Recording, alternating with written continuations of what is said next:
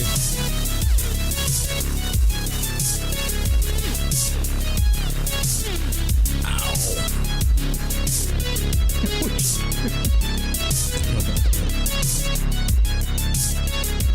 I gotta keep it real, you know. I gotta keep it real. Absolutely. Absolutely. That's what we do.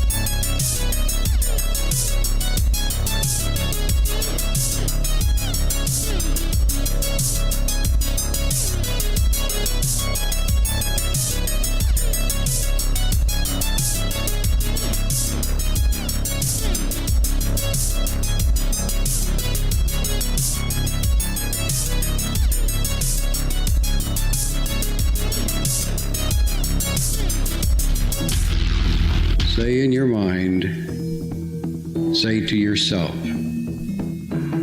I am more than my physical body. Because I am more than physical matter, I I can perceive that which is greater than the physical world. I deeply desire to expand, to experience, to know, to understand, to control, to use such greater energies and energy systems as may be beneficial and constructive to me and to those who follow me. I deeply desire the help and cooperation, the assistance, the understanding of those individuals whose wisdom, development, and experience are equal to or greater than my own. I ask their guidance and protection from any influence or any source that might provide me with less than my stated desires. Do not know all the answers to the questions about reality. Do not claim to know the ultimate truth about fire. I see that which has been made hidden. It's a part of a family amongst lords of consciousness. I'm the void walker. Who's in the void walker?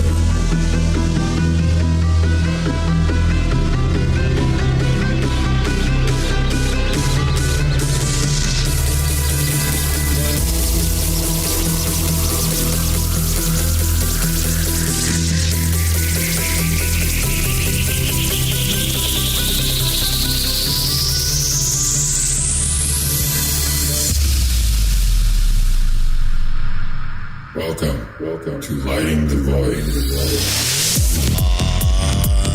Broadcasting live from a shack on a hill in the Mossy Creek bottoms of Cane Creek, Arkansas. We are back out of the shadows for a night that is live. It's authentic. There's no BS. There's no recordings. There's no pre-made scripts, no editing, no screen phone calls. Nothing but pure, live, authentic energy. So anything can screw up. It can be great. It can be fantastic, but it always is magnificent because we have the magnificent Mountain Mary Mama, Mary Ducina, is here with us tonight one more time. Every time the moon seems to go dark when it's time to manifest something, we have her on because it's important. Damn it. We need to tap into this stuff. Right, Mary? Aren't you glad you're back? I am. I'm always glad to be back with you, my dear one, and also the wonderful, supportive audience. And man, I remember doing shows and podcasts at the beginning of the year going, okay, folks, watch for the alignment that starts to happen in February. You know, Saturn's going to pop into Aries. It's not been there for 29 to 30 years. And Neptune's going to go into Aries. And that's a long time coming, long time gone too.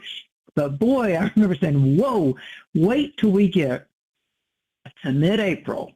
Aries. And anybody that's on Instagram or I don't do TikTok. My vibes don't jive with TikTok, but bless everybody that does. It's just like it's not a go for me. Instagram or Telegram or Facebook or whatever. All the astrologers, podcasts are all going to bark, bark, bark, bark, bark about these 7 energies. I mean, talk about a celestial parade. So first, love to all of you. Close your eyes. Take a nice diaphragmatic belly breath because you are absolutely correct that whatever is orbiting around you is incredibly intense. It can rile you. It's going to motivate you even if you have to get the boot, that kind of pushes you out of one thing that you weren't ready to be kicked into or out of. It's just that's what it is. This is truly a historic, iconic time that we're living through. I mean, you talk about what's coming up in July with Americas, and I've got people listening in Germany and the UK and in Egypt, clients that I have, but this incredible energy for this country's history coming up on July 2nd and 4th when we had the incorporation, and this country has Pluto in Aquarius, and a lot of people have been talking about that. And I remind you of these things, dear ones, because there's so much going on in the world through social media that I happen, and I know, Joe, you've talked about this too. I'm seeing parents, that I know that I'm working with, that the parents are somewhere between like 35 years old and 45 years old, and they're saying, yeah, I'm having my kids put the tablet down, put the phone down. We're going into nature. I'm done with all this scrolling. I'm done with all this divided. You're either this or you're that, and you're wrong if you don't, and you're right if you agree with me. I'm grateful to start to see that people are realizing the power of the mountains, the lakes, the waterfalls, the flowers, the trees, noticing nature's medicine totems, the animal totems and stuff coming back again. I've got my animal deck out tonight because Spirit said. And for me, Spirit said is like the old thing that our grandparents used to say, Simon says. And, you'd make a mistake if you didn't sit in the chair in the musical chairs or run when Simon says, do this. So this is a Simon says kind of moment. And there is this, besides all the Aries that's lining up, here's the basic celestial format. This is the first this is the first new moon of the zodiacal new year, because the other one was at 27 degrees of Pisces, even though the sun went into Aries 3 degrees after that. So this one is technically, like in May, we're going to have 2 full moons. This one is technically the true start of our new year. The Aries is the first sign, and it's the turning of the wheel.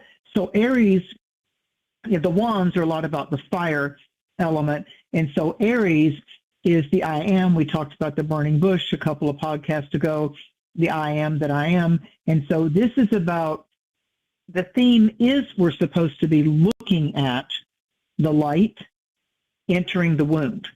So Aries is a formidable type of warrior. It's the hero. It's the white knight. It's the princess that comes out of the tower. It's Diana, Artemis, in Greek and Roman mythology. It's those badass mamma jamma women, where Medusa, the Greek mythological creature with all the snakes in her head, is like Scorpio, and if she gave you that stare, you turned to stone. So Medusa, the Gorgon, is more Scorpio. But Aries is like, Lady Diana, the huntress, and no one could catch her. No one was rapid enough to catch her. Aries is speed. Aries is adrenaline. Aries is ruled by Mars.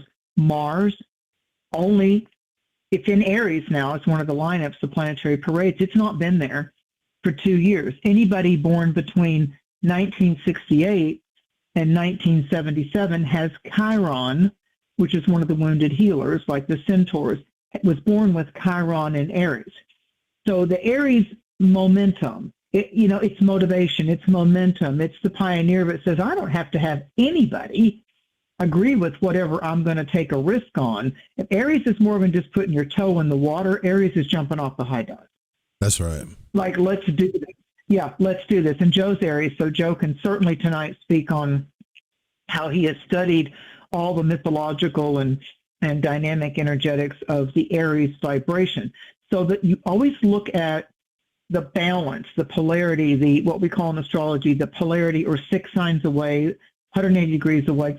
The balance to Aries is Libra. So when we have something like this in 2026, a lot of astrologers are talking about Aries, but when you've got a whole bunch of spotlights illuminating one sign in our chart, Aries, the first sign of the Western Zodiac, it's also wanting us to look at where Libra is in our chart. So Libra is the balance, not just because Libra is the scales of justice, and we know that we're trying to do the win-win and the sweet spot and strategy of Libra and the peacemaker and the diplomat. No. When I say balance, Libra is the diplomatic voice of the divine, our guardian angels, letting God come in to take the driver's wheel type of a thing. Libra is, I am the peace that passeth all understanding. But there's a volcano here erupting. There's a caldera. There's wildfires, you know, it's like the song Wildfire that you've heard in the past in the 80s and 90s. This is a pivotal week. And so on April 16th, the sun in Aries joined with what they call the wounded healer, Chiron, at 26 degrees of Aries. This new moon today on April 17th that ignites, lights the torch, the Olympic torch, to go all the way into that first full moon of May on May 1st, 2nd. This is about where we finally forgive ourselves. I'll say it again. The piece of the Libra balance to Aries is where, whether we've self-combusted, whether we've blasted other people, whether we've tolerated other people being inappropriate with us or not telling us the full deal or being authentic with us, this is where Libra says, it's time to turn around and say, what are you taking? What are you giving? That's the balance of Libra. How much will you take? What will you give? Are you taking enough? Are you giving too much? Would you like to give more? Libra always feels like that if it really gets into the soul of someone, it will see the deficits. It will see the debts rather than the debits, rather than the credits of where someone's running game or someone's really fighting with you or manipulating you or playing games with you or being accusatory because they're so terrified, which is not your problem, by the way. They're so terrified of the games that have been run on them that they're still in that spin zone. They're still in the, I don't know what to do. I'm not risking my vulnerability again because people take advantage of me. So this is that energy that says people-pleasing just in order to have people like you no matter what, even to the point that you're compromising yourself, is the shadow of Libra. Yeah, would you say it's okay right to come from, like, to be, so like vulnerability, but from a place of strength, which is a different concept. It's not one way or the other. Absolutely. So to that, all of this celestial parade, it's not a circus. It's actually a celestial, it's like soldiers. There's like Aries soldiers, male and female, yin and yang, that are lining up. You know, it's a fire horse year. And so we're on these winged horses and dragons that blow fire and phoenixes and things. We're on these creatures in this fire horse year. Just the horse year is about going forward, taking action. And all of us, we, in our minds, we say we're going to, affect change. We're going to walk out of this and walk more into this, and we're going to study that. But we have to look at where we're validating or not, where we're validating and ascribing to whatever we deem to be valuable or worth it.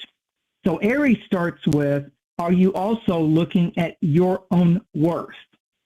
And where do you already know, whatever age that you are, that that's worthy, that's a better version of you behavior? We all get impatient. We all have things that interrupt our best laid organized plans. And Aries, one of Aries' challenges is they can be rapid fire. They can be impatient. They can come back very quick about something. And any Aries I've ever dealt with, male or female, will say, yeah, I definitely assumed incorrectly and I reacted and I ended up kind of putting that person off because I thought they meant it this kind of way and it really wasn't that kind of way. But, Aries is like Gemini. They're constantly multitasking and somewhat distracted and a little ADD. It's just a sign that can do that. And if you look at ADD, I mean, they're always adding up things. I mean, don't just look at the numbers of what ADH is and all. I mean, they're literally adding to their plate all the time, or things are being added to their plate. And Aries sometimes just says, enough. And they've got to disengage and go do the Libra thing. And it's a movie, or it's Netflix, or it's some video game, some kind of like, I've got to get my brain in a type of, I got to go play, music, art, study, listen to a podcast, all that kind of stuff. I've got to get away from just the demands of life. Aries is one of the demanding signs. Gemini will demand a lot of our time. Aries is demanding for us to look at, and where are you casting your willpower? And what kind of vibrational energy are you working with? So if Aries, no matter where it is, no matter whether you're in Aries or not, Aries is somewhere in your star map, in your Earth birth chart. Aries is got a zone. It's got an area. In astrology, we call it a house. It's got a room in the 12 sliced wheel of the zodiac. So it's where the activation is happening right now. It's not good. It's not bad. It's what we choose to vibrationally work with it. So we can get really pissed off in traffic, and we can be, how dare you? Who are you to say that to me? You know, it's my turn. Stop cutting line. You know, Aries in its shadow side can be the bully, and on the light side, it can be the one that stops the bully and says, yeah, you're not doing that to that girl or that kid or that dog. It's not happening. I'm here now. That's not happening. Whatever's going on with you, walk away, because whatever you were going to do to continue to be inappropriate or abusive to the older lady or the older man or whatever, it's not happening. So it's soldiers of fortune. Are they literally on battlefields around the world? Are they training the new crew that's coming in? It's sports. It's physical. It's how you get in shape for football, how you the big games coming. It's the high school game. It's the basketball. It's, are you going to make the team? And even if you're on the bench, Aries can also be, you're the one that's on the bench as the backup. Somebody gets hurt. It's sudden. And all of a sudden, you're going into the game, and you thought you were going to be there on the bench like you were 10 times before, and now you're the one that's going to come into the basketball game or the football game, and you're going to run the game, and there's going to be an extra spotlight on you because the star quarterback got hurt, or the one that they counted on the basketball game or the soccer team sustained an injury or got fouled out. And so now it's like, holy moly, it's fast and furious. And so it's the fire of desire. It's raw pleasure principles and sensuality, in a sense of, I love to dance to that music, and I love to drive to that music, and I love to be on the mountaintop or at the beach, and this is what ignites my soul. This is what fires my faith principles up. So on April 16th, this is 17th when we're doing this live and then recording it on YouTube, the sun, the great star of the Milky Way, aligned with that wounded healer. And that, if you're not familiar with astrology, that sounds like an oxymoron. The wounded healer, Chiron, was one of the many centaurs in Greek mythology. You can research that and look it up. But Chiron could heal others, had the gift of being able to heal others, but had the wound that would not heal. So there's a whole Greek myth and legend about that. So they joined forces, which is called a cazimi, when it kisses the face of the sun, whether it's Mercury or Venus. So when they join like that, it's a cazimi. And that's like you've got extra power on that thing. So Chiron, the wounded healer, sat inside the heart of the great star, the sun. So there was a council meeting. There was the sun saying, I want you, Chiron, I want to give you some energy. You're going to be really busy. And you're about to, Chiron in Aries has been going on for about 8 years, and it's going to briefly change signs into Taurus, June 19th, June 20th, and until September of this year. So the wounded healer is going to start moving in to activate Taurus Scorpio people. So that Taurus Scorpio people, it's going to change signs right before summer solstice, that 19th, 20th, and it'll run till about the 17th of September. So it's going to start a new 6-year chapter 1 year from now.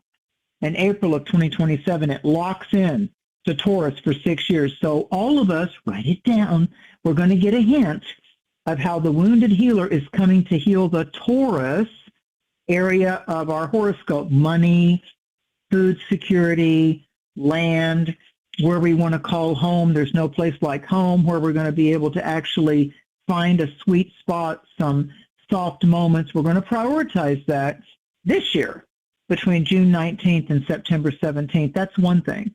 But on the 16th, even though it's been in Aries since 2018, the sun came together and said, hey, so you've been here for a while.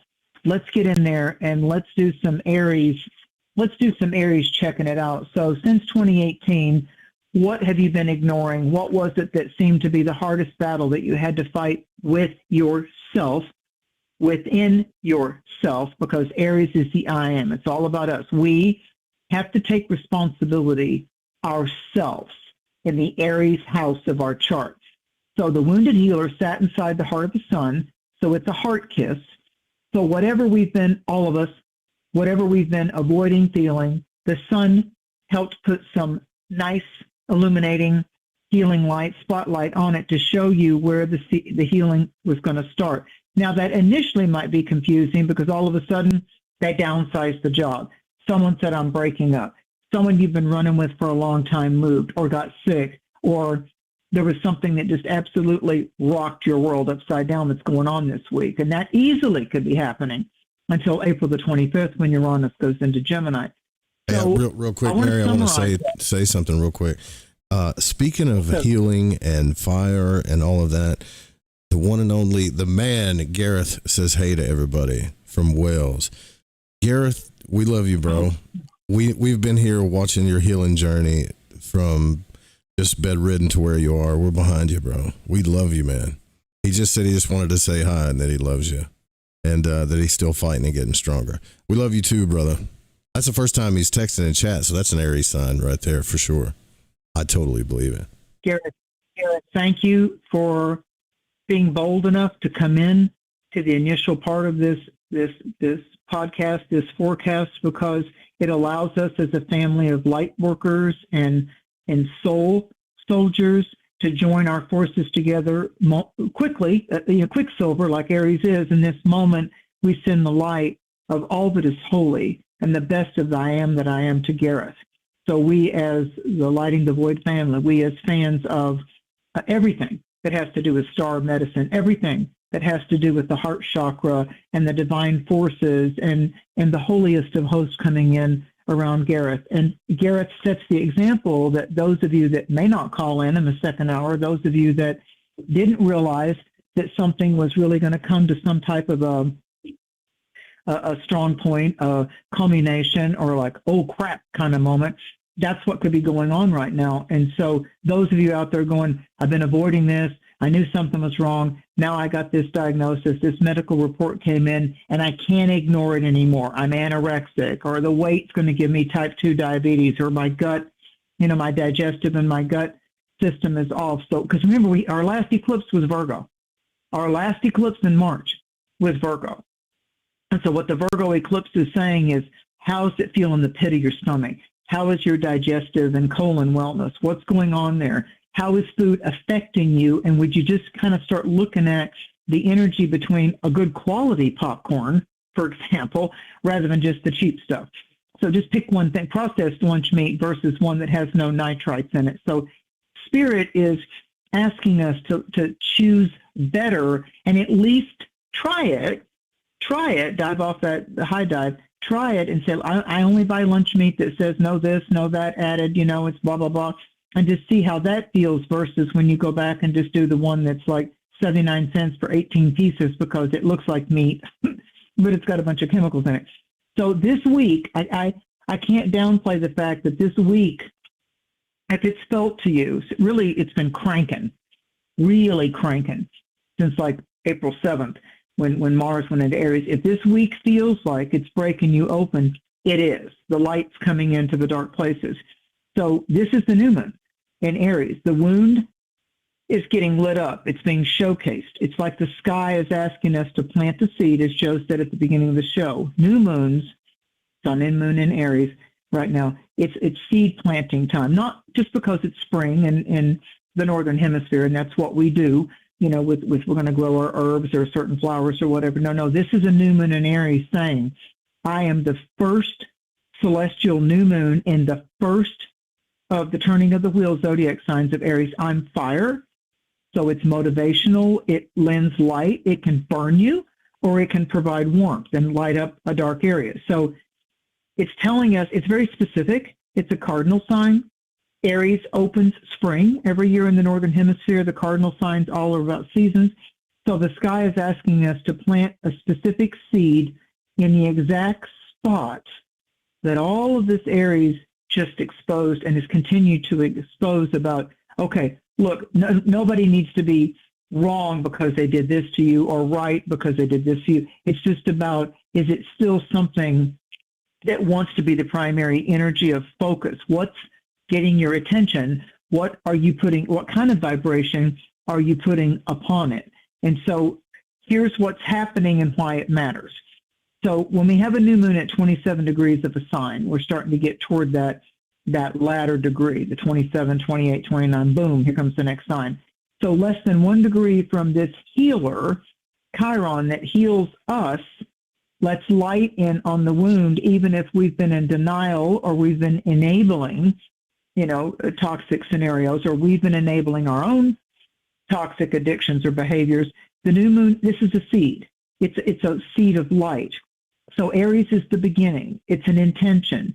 This one is asking you to plant that seed directly inside the wound that the sun, the great star of the Milky Way, is illuminating. That's why it hurts, and that's why it's also going to work, what this feels like. And I've heard this from a lot of clients, friends, running buddies. Old memories, old connections are resurfacing. We might be crying or agitated or very quickly irritated without knowing why. We can have exhaustion that sleep does not fix. We can have sudden clarity, like aha moments and epiphanies about a pattern that we've been running our whole life. And it may be the trigger of that relationship, that friendship, that partnership, or situation scenario that suddenly, keyword Aries and Gemini are sudden, that suddenly feels impossible to tolerate as it stands. Wait a minute, that's not a win-win. That's not fair. I didn't deserve that. I wouldn't do that to you that kind of way. That's the key right there. So I wouldn't do that to you that way. We are being shown what was never together. We're being shown what wasn't healthy for both parties involved. So it's not happening in isolation. Aries is bold, and Aries is like, I ain't got nothing to hide. I am what I am. It is what it is. So Mars hit Neptune on April. Yeah, Mars hit Neptune. It conjuncted Neptune on April 13th. So fog, confusion, spiritual disorientation. It might be a belief pattern that you've had, or you've always been Catholic, or you've always been Jewish, or you've always been strict Buddhist or Sufi or Baha'i, and all of a sudden it's like, whoa, I'm going to take the core principles of this, but I can't do it the way that rabbi, that pastor, that church, that synagogue's telling me, do it this way, or you're not a good Jew, or you're not a good whatever. So there could be disorientation even in the very areas that you've been going to for quite a bit of time that was always your point of solace or reconstruction, or where you could just like the Four of Swords in the tarot, where you could, with the hermit, it's like you can rest and you can restore yourself. It's like what areas used to be the sweet spot of restoration might not be. So, and it's not happening in isolation. So April 16th, now we have the new moon April 17th. The seed is now planted where there once was a wound. Now Mars is going to join Saturn on April 19th. So even though it's 2 days from now, it's activated now. Learn this about astrology. 3 days to a week out of these big points, it's all like kicking in. It's like just adding more juice, putting your foot on the gas pedal kind of a thing. So Mars, the accelerator, is going to conjunct Saturn, the karmic sheriff, the brakes. So Mars is like, I want to do it now. I want it my way. I'm tired of the way it's been. I'm going to do this. And Saturn's going, hold on. First, we're going to look at the wall and how high it is. Then we're going to look at the test where you've been tested. And yes, you've been tested. You're not imagining that. This is a test. This is a test. The emergency broadcast system within you, within your soul and your purposefulness. 5 planets in Aries, add on Chiron, add on Eris, and you've got an energy dance of 7. And we have zero retrogrades until we come to May 7th. This is all about moving on, moving forward, turning the key, pressing the gas.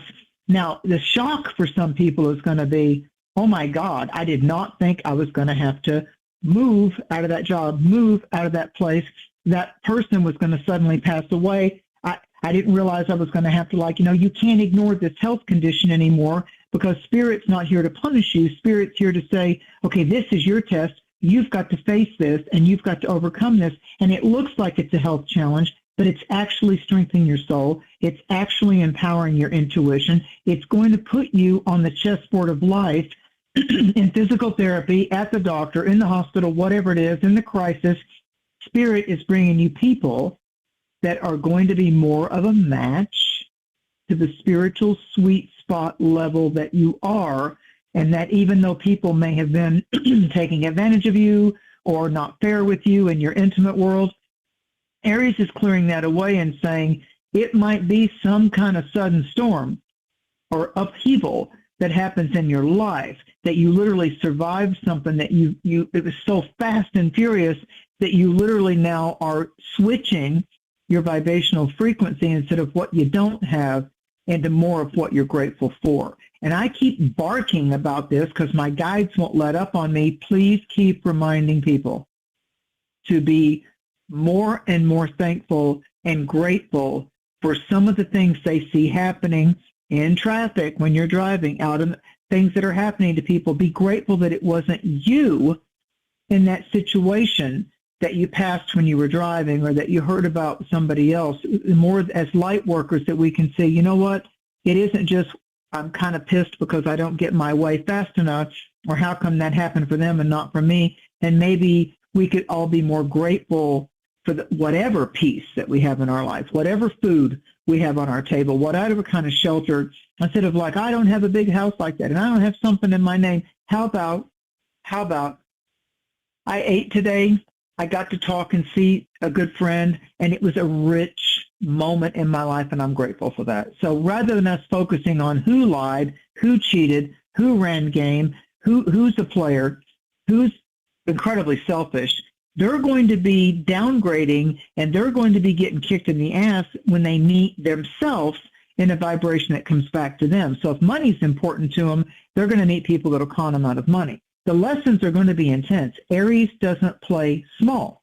Nope. And Mars is home in its sign of Aries. It's going to be there well into the middle part of May, I think like May 18th or something. So when you look back at 2018, and I would jot that down because Chiron went into Aries in 2018. So for 8 years, whatever wounds we have has been about a specific part of who we are, our identity, who we are when no one's watching. Whether we're allowed to take up space, whether our needs are valid enough to voice, or we're holding it all in and getting resentful. The Kazemi, if you will, this thing over April 16th and 17th, look at it as a final exam in high school, college, or whatever, your final perspectives paper. Chiron is going to be giving us a break between June and September. It's going to be bailing out of Aries for a while. So what it's saying to us is, if you were to choose what you're already, it's a pivotal week. If you're going to choose what you are settled enough in, whatever age you are, with the good quality, where you can rely on yourself, Aries, all about ourselves.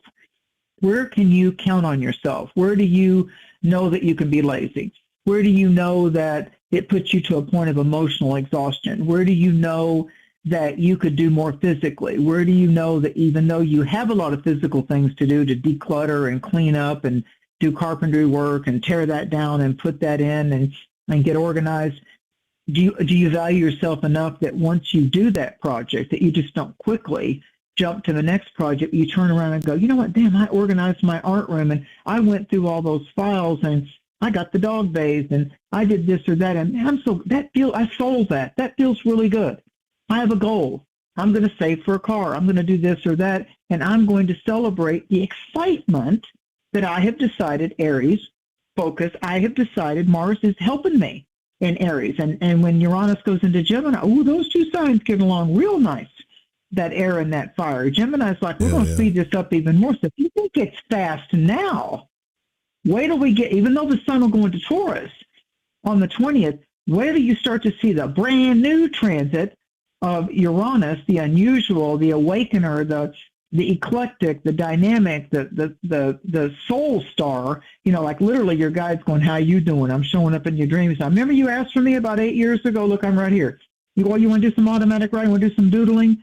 Want to, have a vision? Yeah, want to go out of your body? Yeah, watch this. Watch how you struggled to study that and practice that. It just didn't click. Watch how fast it happens now. I mean, literally, for the Bible, and I also give credit to Art Bell, where the Bible talked about the quickening. Stuart Wilde, Art Bell, the Bible, the quickening. And in the twinkling of an eye, it was done. It was so. That's the rapid fire manifestation in alchemy, really alchemy, that's going on. In our participation with Aries, it's very, very important. It started, like I said, on April 7th, but when we go into the 20th to the 26th, it's a pivotal week because we're going to have Uranus shifting signs. That's not until the weekend over the 25th and the 26th, but the April good vibes continue for most of the week. As we get into Monday, there's a lot of problem solving. There's a lot of answers coming. Things are going to begin to move better financially because on the 20th, Sun's going to go into Taurus. Venus is already into Taurus. So we're going to this is like, just realize that what's buzzing around you, like the bumblebees or the wasps that are emerging, even the skeeters in some warmer areas, whatever seems to be flying around you wanting to get your attention, it's big. It's really big. And these connections, we're living through these kind of connections to Pluto and Aquarius. And by the way, that gets along with Aries. And oh, yeah, sweet spot. Pluto and Aquarius, when Uranus, the ruler of Aquarius, gets into Gemini, starts Gemini on the 25th. Those two form the most favorable celestial astrological sacred geometry called the trine, the capstone of the pyramid. So we've got pyramidal type of energy happening, aiming upward. There's ascension energy that's happening. So you talk about a quickening of the mind and releasing us from old patterns and subconscious sludge. And, but there's a dynamic that's happening with this. And I think that this massive stellium is having us say to ourselves, without judgment or shame or blame, where have we doubted our right to take up space? Where has the inner masculine? Aries is yang. It's the masculine, whether you're male or female, it's the yang. It's the electricity. It's the dynamic of where has that electrical, inspired, where I'm going to take a creative risk, felt fractured or uncertain. So there's genuine courage being part of the seeds in our life garden, in our soul garden right now. And when we have creative courage, healing occurs because we're coming in touch with our vulnerabilities. We're finding the Aries courage to relax with it. Thus, we become more whole. So this is a new chapter. It's been quietly taking shape, but now it gains real steam. Now the tires are new. The tank is full. And it's like we're now meeting it with the fire of honesty and the wisdom to know that the most powerful action does require integrity, soft hearts, clear minds, and also diligence. So if we're out of sync, remember, take it back to yourself. If we're out of sync with the deeper morals and the spiritual wisdoms, it is a time. I'm not going to kid you. It's a time of dramatic reckoning because reality is changing right before your eyes very fast. And if we're not choosing to be aligned with pure intention, motivation, strategy, the planets aren't going to be shy about knocking us off course. There are course corrections going on right now. So it's not God punishing you. It's not bad karma coming towards you unless you're just a shit and you deserve it. And I'm okay with that, with all my Scorpio. But it's a reset of fire, truth, healing, and destiny. So I have to say that this These is not just Scorpios, you get a bad rap sometimes, don't you? You guys are so terrible. Well, but we're not. You know what it is? Now every sign has its light and its shadow. But That's what right. you can rely on when you find a Scorpio with integrity is like, I will not bullshit you. That's right. I will not con you. I will not tell you that I have all your answers, but I will be loyal to you. I will not betray you, and I will tell it like it is. And there's a lot of people out there that want to go to psychics and therapists and counselors that'll tell them what they want to hear. Yeah, not this chick, not this chick. That's not good for your soul or mine.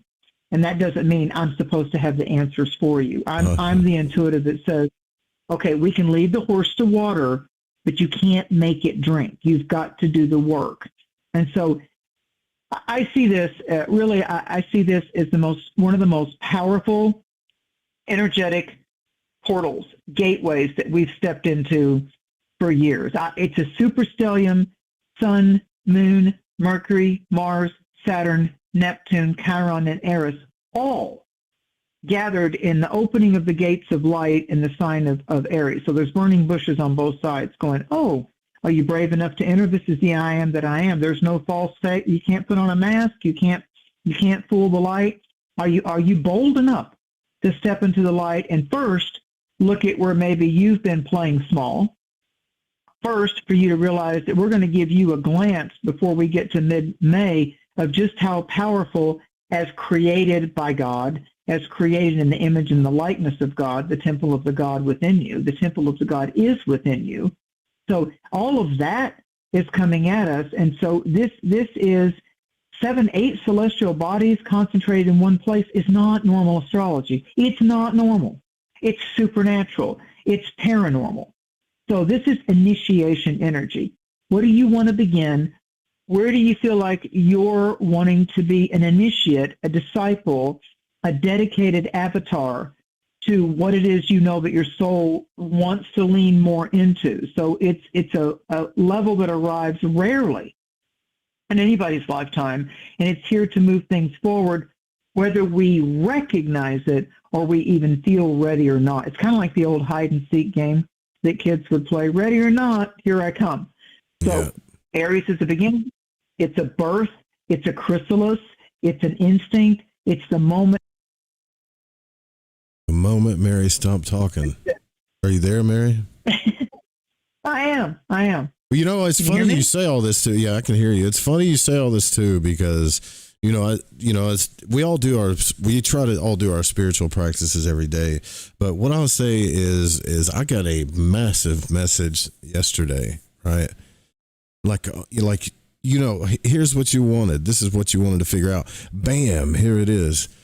And the one thing that I was thinking was, life is an adventure, and it won't be an adventure because everybody's like focused on their desires, money, sex, or where they're going to retire in peace or whatever. But the greatest part of life that you will regret if you don't do it is taking that ride when fear got into your face and said, "Are you ready?" That's when you should do it. That's when you should go. As scared as you feel, that's going to be the adventure, man. I got a feeling like you're right. Like all this stuff it really does feel like it's coming together, at least on my half of Cane Creek over here. So I'm with you. Oh, it is. It is. I mean, just to encapsulate, if we kind of do the nuts and bolts of the black and white talking points, the themes, absolutely, keywords, beginnings, goals, intentions.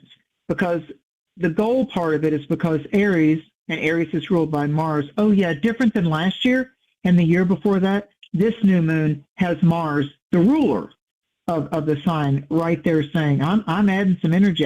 Tanks are full. You got money in the bank. I got gas in the tank. I'm the man. I'm going forward, like that song by the Killers. I'm the man says. So it's the overcomer. It's the person that says, yeah, I'm looking at what the obstacles are in my way. Yeah, I'm a soldier. I'm looking at my battlefield. I can see where there might be some stagnation, or I might have to really put into practice the soldier part of me that can use strategy and be quiet and be stealth and have patience and put my boots on the ground and do what I need to do. I need to lay out the plan here of what's going on. What's the goal? What's my part? How can I help the team? That's the Libra part of it. How can we work together to achieve? So this is courage. Yeah, my job. It's courage. It's action.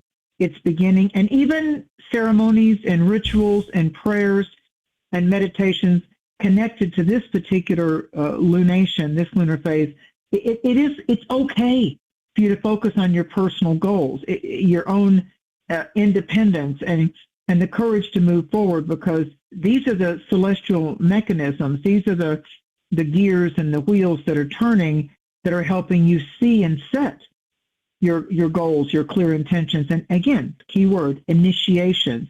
So you're supposed to be focused on initiating a new way, a new style, and especially these 4 signs.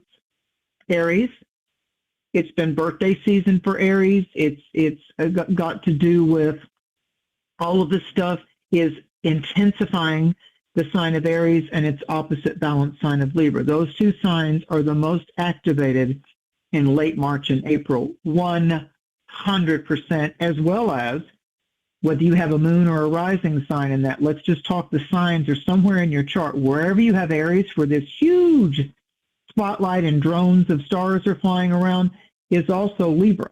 6 houses away, 6 signs away. Yeah. So the Libra part of it, Aries is the stimulus. Aries is the torch. I mean, that's the best thing I keep seeing. Like when you watch whenever you've watched those Olympic Games, and they carry that Olympic torch. This is that energy. And when you look in Greek and Roman mythology, Ares or Mars, that was the action plan. In any kind of Greek or Roman mythology, Mars was that general, that strategist, that one that said, "I'll lead the troops, I'll lead the men, those over there will protect the women and children and the farms." And this is their strategy. Even if somebody is doing an ill-intended attack, the bad guy is still planning the strategy. If they want to steal or rob or con, they're still coming up with some kind of strategy. So Aries is about using that. Aries rules the head and the main 5 senses, especially sight.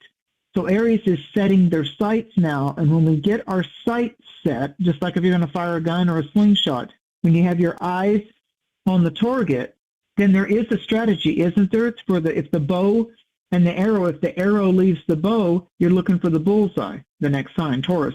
If the gun, if you're on a firing range and you're trying to shoot the target, you're looking for center mass.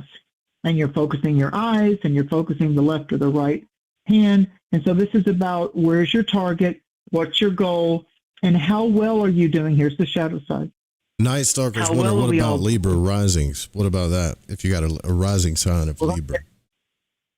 Highly activated. That throws Aries over in your 7th house. So if you've got Libra on the 1st house, that's the front door of your chart, then Libra is beginning the innermost part of Night Stalker's chart.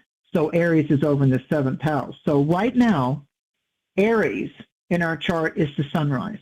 Aries is the sunrise. It's the new dawn. It's the new beginning. Libra is the sunset. So for a Libra sun sign or a Libra rising sign, what's happening is there's sunrises, that's Aries, there's a new dawning happening in the realm of intimacy, key choices of closer social connections, working on any kind of issues, growing closer with someone at work, in your personal life, like really being able to see who your real people are, who your not fair weather people, but who your fair foo fighters are. The people who are just like, yeah, we got different selves. I got you. And also, I can't say that someone that has Libra strongly placed in their chart, the whole dynamic's going to be around what do you want in a partner? How are you as a partner?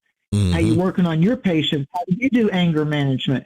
So for anybody that's a Libra or Libra rising sign, which is one of the 4 signs I'm talking about, Aries and Libra, if you're a Libra, all this spotlight, like the big helicopters that fly over and have a spotlight when they're being used in tracking someone or looking for someone, that spotlight for Libra right now is in their 7th house. And that, in traditional astrology, that's like the other, the significant other. And in ancient astrology, in the Persian and Zoroastrian astrologies, the 7th house is also those that would be some type of enemy or somebody that would be competitive, envious, or trying to be an interference to your key relationships. And so that often can throw Libra into someone just went through a divorce, someone's going through a breakup, they're a little vulnerable, you got to watch for that rebound factor, but ultimately time can be on your side. So for Libras or Libra risings, it could have to do with that partner that you're drawn to has the most challenges going on. Like you're helping the other. You're helping the other. For an Aries, it's like, and of course you're going to have to combine it, because the Aries part of our chart, whether you're an Aries rising, an Aries moon, it's Aries that's where the action is happening. Where we have to balance is the Libra. So let's say a Libra rising has felt like that I can be alone, I can make it on my own, I'm not settling for less anymore. Yay! But all this Aries is saying, I heard you, I'm responding to you, you're going to now manifest the surprise of key alliances and a partner that does see you, that does get you, that does want to play fair with you, that does want to help you work better as a team, and you're not going to have all those little crappy things that go on with a partner that's playing games or in competition. Yeah, let me tell you something, guys. That is what she's talking about right now is, to me personally, I mean, and Mary knows me personally, like, that is divine. Like when you're in a team where you're all trying to pitch in equally, nobody has any hidden agendas, and no matter how much you struggle, everybody really values your presence above everything, right? And everyone's treating everyone equal for respect, no bullshit, no BS, no manipulation. Like, I used to think that did not exist, but then a few shows back when we started talking, Mary got me thinking more abundantly about it, and it's happening in my life. It started with the Domex. And then it just really started, like, I was like, oh my God, like these people do exist, you know? And then it's a blessing. And then what she's saying is once that comes into your life, it is divine, man. Like you have to be like, okay, so where am I showing up here? Like, what am I doing for these people? How are we working together as a team? Because the energy starts to really pick up after that. It does. And it doesn't have to be pressure. It doesn't have to be panicked. It's not a rushed leap of faith, but it's a deeper honesty, what Joe's speaking about. It's a deeper honesty about what your soul has already been trying to show you. So sometimes the intuitive field becomes louder. Dreams, signs, inner knowing, sudden thoughts, therapy, a really good intuitive reading or an astrological analysis update. You get emotional impressions or a picnic or quiet recognitions that are coming forward in a more noticeable, get your attention way. But the purpose of intuition is not only to comfort us. Sometimes our intuition comes to interrupt an old pattern that has served its time, to open the inner door, to remind us that we already know more than we've been allowing ourselves to admit. And so this is fire meeting water. This is instinct colliding with illusion. This moon holds little traditional dignity in Aries because it's in the third decan. So it's drifting through a strange ocean of feelings surrounded by marine stars and mythical currents. It's a realm of emotional contradiction. It's raw. It's like a baby, like a little baby. It's raw, but it's fluid. It's impulsive, yet strangely intuitive and guiding us. It's like the ancient skywatchers saw this zone as one of the trials and hidden treasures where persistence through chaos would yield the results. So I'm not lying to you, it is a realm of emotional contradictions. It's raw and fluid. And there may be trials and tribulations, but then come the hidden treasures. Then you start to see, I finally worked enough on myself and my personal that I'm now like, you know what? It is what it is.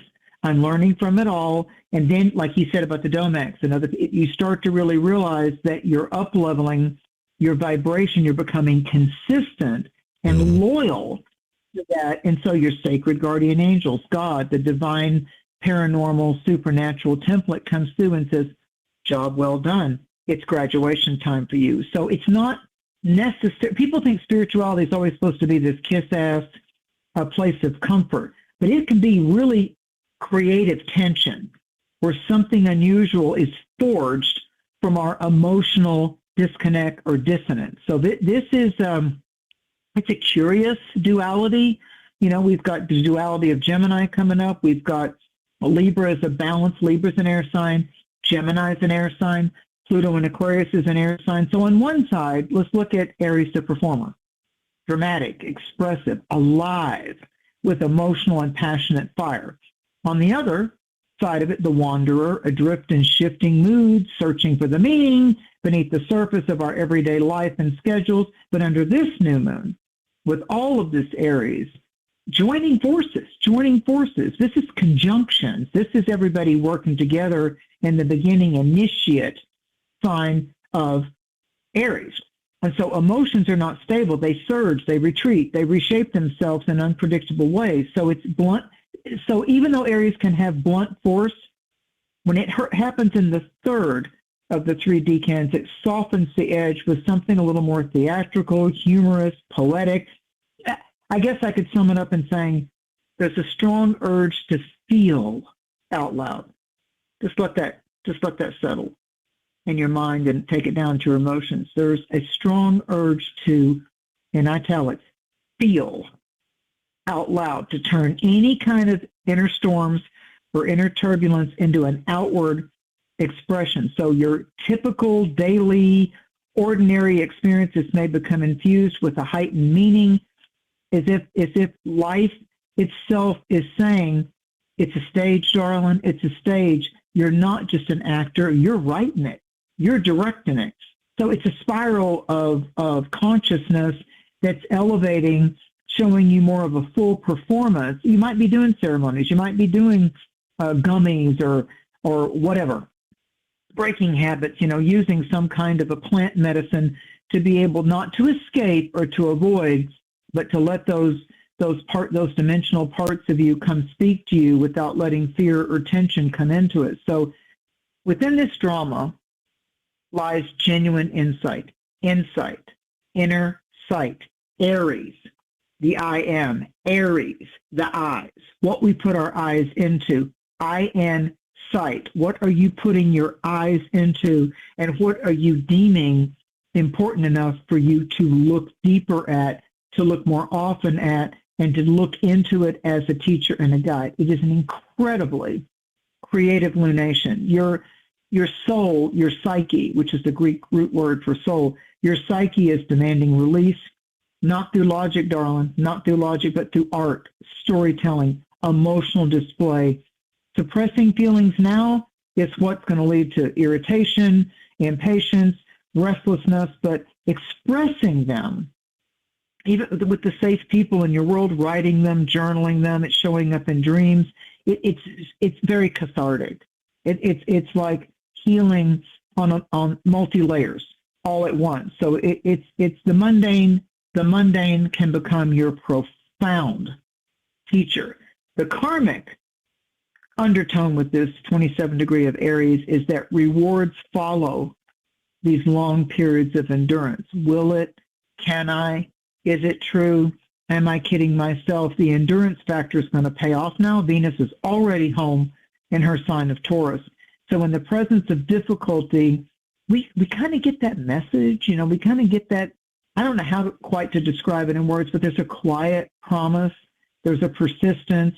There's pleasure in the persistence, because we intuitively know that when we're aligned with integrity, it will bear fruit. It will bear fruit. So Mars getting along with Pluto right now, Mars sextiling Pluto, Mars in Aries, all this Aries getting along with Pluto in Aquarius is a seductive power brokerage, and it's also a strategic rebirth. Anytime you get Pluto involved, it lets you look at the undercurrent, the deep, the ocean floor. What are the creatures? Oh, there goes an octopus. There's a stingray. So there's a difference between swimming in the ocean, boating in the ocean, skiing in the ocean, diving in the ocean, and then really getting on that ocean floor going, well, hell no, look at those little alien creatures that are water creatures. So how the phoenix rises from fire, emerging from the flames of its rebirth, this is the ability to rise from any kind of emotional difficulty at depths that we've struggled with maybe for years, or childhood patterns, and now all of a sudden, snap your fingers, in the twinkling of an eye, the quickening happens, and you're like, whoa, I'm free. That's done. I'm not hateful. I'm not resentful. It's like I watched God flip the light switch. I watched the divine say to me, enough of that. You've passed the test. Those lessons, you went to all levels of those lessons, and now you graduate, and your trial by fire will be that the friction and the frustration goes away, the confrontations that were coming up, the testing of your endurance and your discipline will now manifest as an internal strength. The struggles end where your impulses were blocked or challenged or escapism took over or enabling. Now the tension grants you strength, forged by fire. Think of a blacksmith. How he takes that cold steel, I think it's iron, most of the time they work with, and or the people that do glass blowing. Like they take the glass and they heat it up, and it becomes like totally like you're blowing a bubble with bubble gum. Yeah, that makes sense. That's alchemy. That makes sense. That's alchemy. Good analogy. Yeah, that's alchemy. So, yeah, this is the opportunity to cut away, and we've all had them, and we may still have them, but Aries is also sharp objects. It's missiles, it's rockets. I see this really as a personal launching of going into different multitudes and multi-layered dimensions. I think that's exciting. That gets along with the Aquarius part of it, of otherworldly, and really coming into the power that stop limiting yourself just as what society or books tell you that humans can't do and they're limited to, and AI is so much better, and chat GPT. We are very special, unique, multidimensional energy creatures. And the Aries and the Aquarius, and soon the start of Uranus and Gemini on April 25th, is saying, fasten your soul seatbelt, baby, because you're about to bear witness to the majesty of what the Creator knows you've always had in you. It would like to ignite that for you. The match is lit, the candle is burning, you're the sparkler, you're the firework, you're the rocket. Take off. What do you want to explore? You're breaking new ground. And I think the old Star Trek theme when William Shatner would say, to go where no man has ever gone before. That's right. So we're in that territory. Yeah, we're in that territory. So you're crafting the true magnificence of your core identity, the I am of you, the blessing of the soul strengths that you have, the magician in you, the nurse in you, the healer in you, the shaman in you. And we don't need the labels. I'm not saying, oh, I'm a shaman now. No, please stay away from Please stay away from the holier than thou crap. That's not the good side of the Aries vibration. This is about, right, we're united. You choose the light. When you choose the light, I'm united with Joe. I'm united with Gareth. I'm united with Nightstar. I'm united with the people that say no matter what's going on in my life, no matter what I've lost, no matter who betrayed, no matter who didn't play fair, I choose the light. And every one of us out there that chooses the light, we automatically heal each other, support each other. We don't have to talk. We may or may not do sessions, but we are a unified field of energy of light. And the more that we make that commitment, the unification of light. So you might be mowing the yard and you didn't want to kill the snake, and it was a black snake, and it's a good one that ran off. Thank you for that animal totem. I am unified in light. That was my medicine totem for the day. I called Mary the other night, and I was like, Mary, I killed a snake too fast. It was right by my door, literally trying to come in my door, and it looked like a copperhead. And my instinct, just like I would if a red wasp attacked me, is just cut the head off, like kill it, And so I killed it, and then I got to thinking, damn, that might have been a corn snake. And then I started feeling really bad. So I got in touch with Mary, and Mary was like, don't worry about it. Just think about the sign. So she took the focus off, because I had this Buddhist thing, and he's like, oh man, I just killed a snake probably I shouldn't have killed, But that sign that you talked about ended up being something. It really did. It really did. Yeah. Oh yeah. It's like what can actually look like a really convoluted type. Spirit totems, when you study with different indigenous cultures, we humans tend to be kind of impatient, and we don't really tend to, as a general rule, unless you get into spirituality or metaphysics or deeper psychology or alchemy. Yeah. We tend to take things on the surface, or it's just 3D earth life. But that snake, the way the indigenous cultures always taught me, the animal has to get your attention. It may startle you. It may be one of the creepy spiders or snakes or something like, but you'll remember it got into your day and it got the message. I had one where like, I got one of those mouse repellents over winter, Joe, where it beeps and and it flashes lights so lights don't get up in your car and stuff. And so I had a mechanic come over and a couple of helpers, and they thought there was a cat in the car because it wasn't a mouse. It was I didn't even know we had rats like that in the Smoky Mountains. But it was a rat? That thing was fat. Yeah. And had gotten up in the car and eaten wires and stuff. So you're sitting there going, holy moly. But you know what? The rat got my attention for me to start studying the rat medicine. And I took it further than that. I had an intuitive feeling It was a 2011 car, and I had an intuitive feeling it was fine. It was starting up, and I bought a new battery and good tires and all that. But it was sitting more in winter, and I had this feeling I would go to no, don't drive that car. Don't drive that car. It wasn't because the rat was trying to find home in it, which I had no idea about, but I had some kind of idea because I saw some seeds, and I got the leaf blower and blew it all out, and nothing ran out of the car. So my instinct was like, something's trying to hibernate in there. But it went up from the undercarriage of the car, not up toward the engine, but in the undercarriage of the car. And so what if, and we can sit there and say, oh, that's just wishful, but what if my vibes tell me not to drive the car, and and that car's been fine. My vibes, my intuition was like, no, no, no, no. So what if the rat disabled some of the wiring, which affected the power steering when I found out and all. But even though rats and mice and squirrels can be very destructive in winter months in cars, what if, and I don't need to have validation on it, what if that rat in the car that caused damage also was sent by spirit, in a sense, for that car not to run, just in case I went against my intuition, and I'm just going to drive that car, blah, blah, blah. So, yeah. So it's not necessarily going to be the pretty fluffy, or people say, oh, I saw a red-tailed hawk, or oh, crow, or oh, a little bunny came across my path, or oh, I saw a peacock, or, no, it might be like a snake. It might be a spider. It might be something that tends to be destructive. I mean, that rat quickly ran like into the woods and it morphed into a that you run over with your car, and it screws up underneath your Yeah. car. I did that the other day. All that kind of stuff. Oh, yeah, and what happens is it's like, oh, damn it. I want, so I said to Spirit, can I have my totems show up to where I'm not destructive to them? I don't have to take out their life. I don't need to hit the squirrel on the road to get the message, or the armadillo or a snake or whatever. Can I just, dream it or see it and it get my attention without disharmony? Yes, and I think it helps us. Yeah, it helps us to cast that magic. It helps us to say, okay, Spirit, I would like my animal messenger totems, my animal medicine, to show up without harm to me or harm to them. I would like to put in that request. So that means Joe and Mary and you, we have to pay attention when it comes up.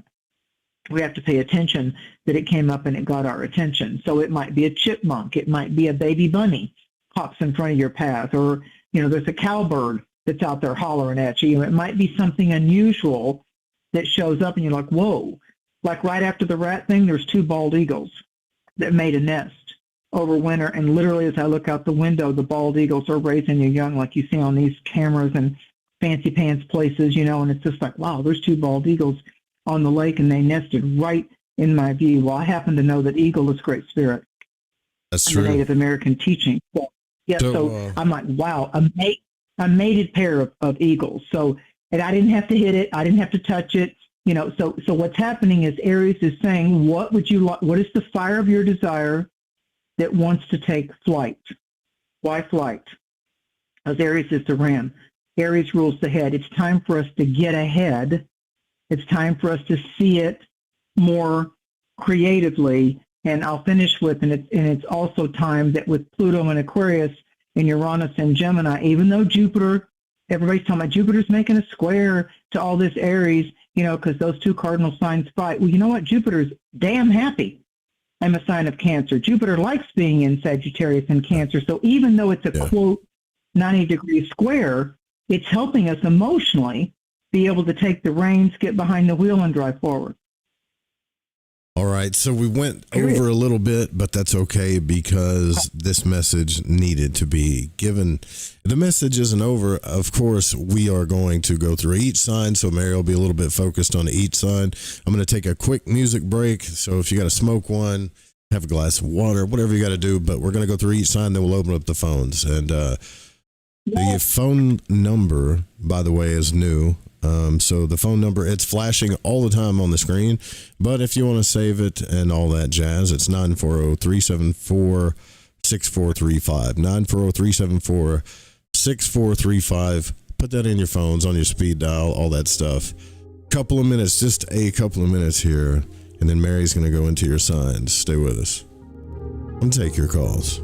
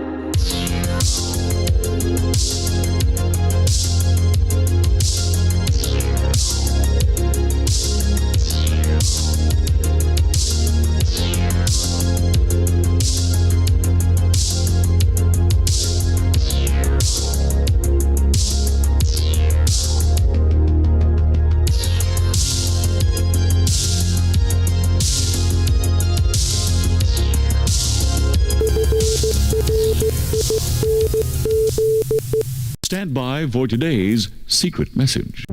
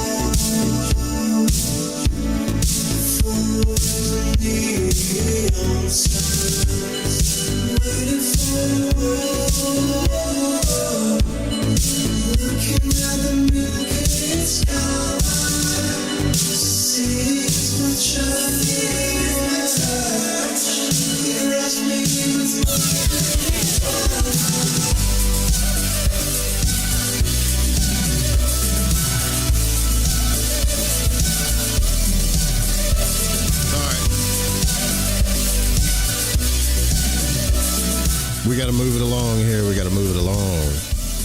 All right, so we're about to go into your signs, and we got to keep the show moving here. So focus. It isn't just your sunshine.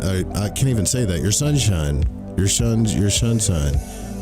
Oh, Mary. Then I heard let's get redneck about it. Then I heard the voice of the Lord, and he said, "Who shall I send?" And I said, "Here am I. Send me." Remember that? An old Baptist. And the song I went down to get baptized on was "Just As I Am." That's right. Another Southern song. That's right. All right. So can you let people kind of know, because I feel like once their sun sign's over, they're like, well, I don't really have to focus on any other signs Mary's talking about, and let them know what's up with that. Okay, so your solar sign, like the month and day you were born, your sun sign is your outer light. So it's the easier aspects, like when you start studying astrology, it's kind of like if you put on your favorite pair of shoes or your favorite flannel shirt or your jeans or your leggings or whatever, that's your sun sign. It's like, here's my outer pizzazz. This is the way I'm going to look. I'm an overalls person. I'm a suit person. I'm the high heels that cost a bunch of money that are right underneath there kind of person. It's that part of you that's your style signature.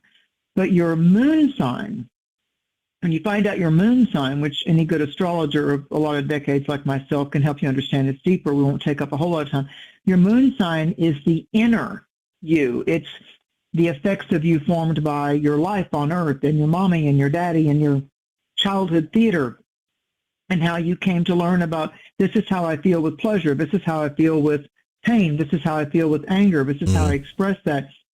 And then we learn to evolve that. And your rising sign, the ascendant, that's the part of you that opens the door. It's your address. Like if you're an 1122 Libra rising, your address is 1122 Libra Lane. It's the open door of both your moon and your sun. They have a place in that 12-roomed circle house. You have a round house, and so your rising sign is what sets you apart from every Aries born on that day, that year, all over the world, and location. So the rising sign takes in the time of birth and the location of birth, so it becomes the most specific thing in your chart. And then from your rising sign, let's say we'll go back to Night Stalker, but if the rising sign is Libra, Venus then rules the chart. Venus is the most important planet for someone with a Libra or a Taurus rising sign to find in their chart. That starts a unique signature too. So all the planets have merit and message, but I have found if you've been through a real hard emotional time, then your moon sign is being affected more, like you're in an emotional tsunami. You know, it's like it's high tide emotionally. But I look at my rising sign first, the ascendant first forecast, and then I blend that with my sun sign. I blend that. And now as far as my moon sign, I pay attention to the new moon that happens where I have my moon and the full moon that happens where I have my moon, those two, and then the opposite. You know, so if your moon's in Cancer, you want to look at that full moon, that new moon, and then you want to do the opposite sign of Cancer, the Capricorn full moon and the Capricorn new moon. So that'll be enough. I'm going to run through these quick because I want to get to the phones. So Aries, happy birthday. This new moon is in your first house. Simply put, your identity, your body, what do you want to do different with your body? What beginnings do you want? The universe is handing Aries a blank page with just your name at the top of it. And the question is not what do you want? It is who are you becoming? Who are you becoming? So it's a first house thing. So it's a green light. It's a green light. The rocket launches T-minus 10, 9, 8, that kind of a thing. If you're Taurus, Aries is the sign before you, so it's your 12th house. It's embryonic. It's psychological. It's mystical. It's your ancestors. It's your dreams. It's your soul talking to you, the soul voice in conjunction with the heart voice.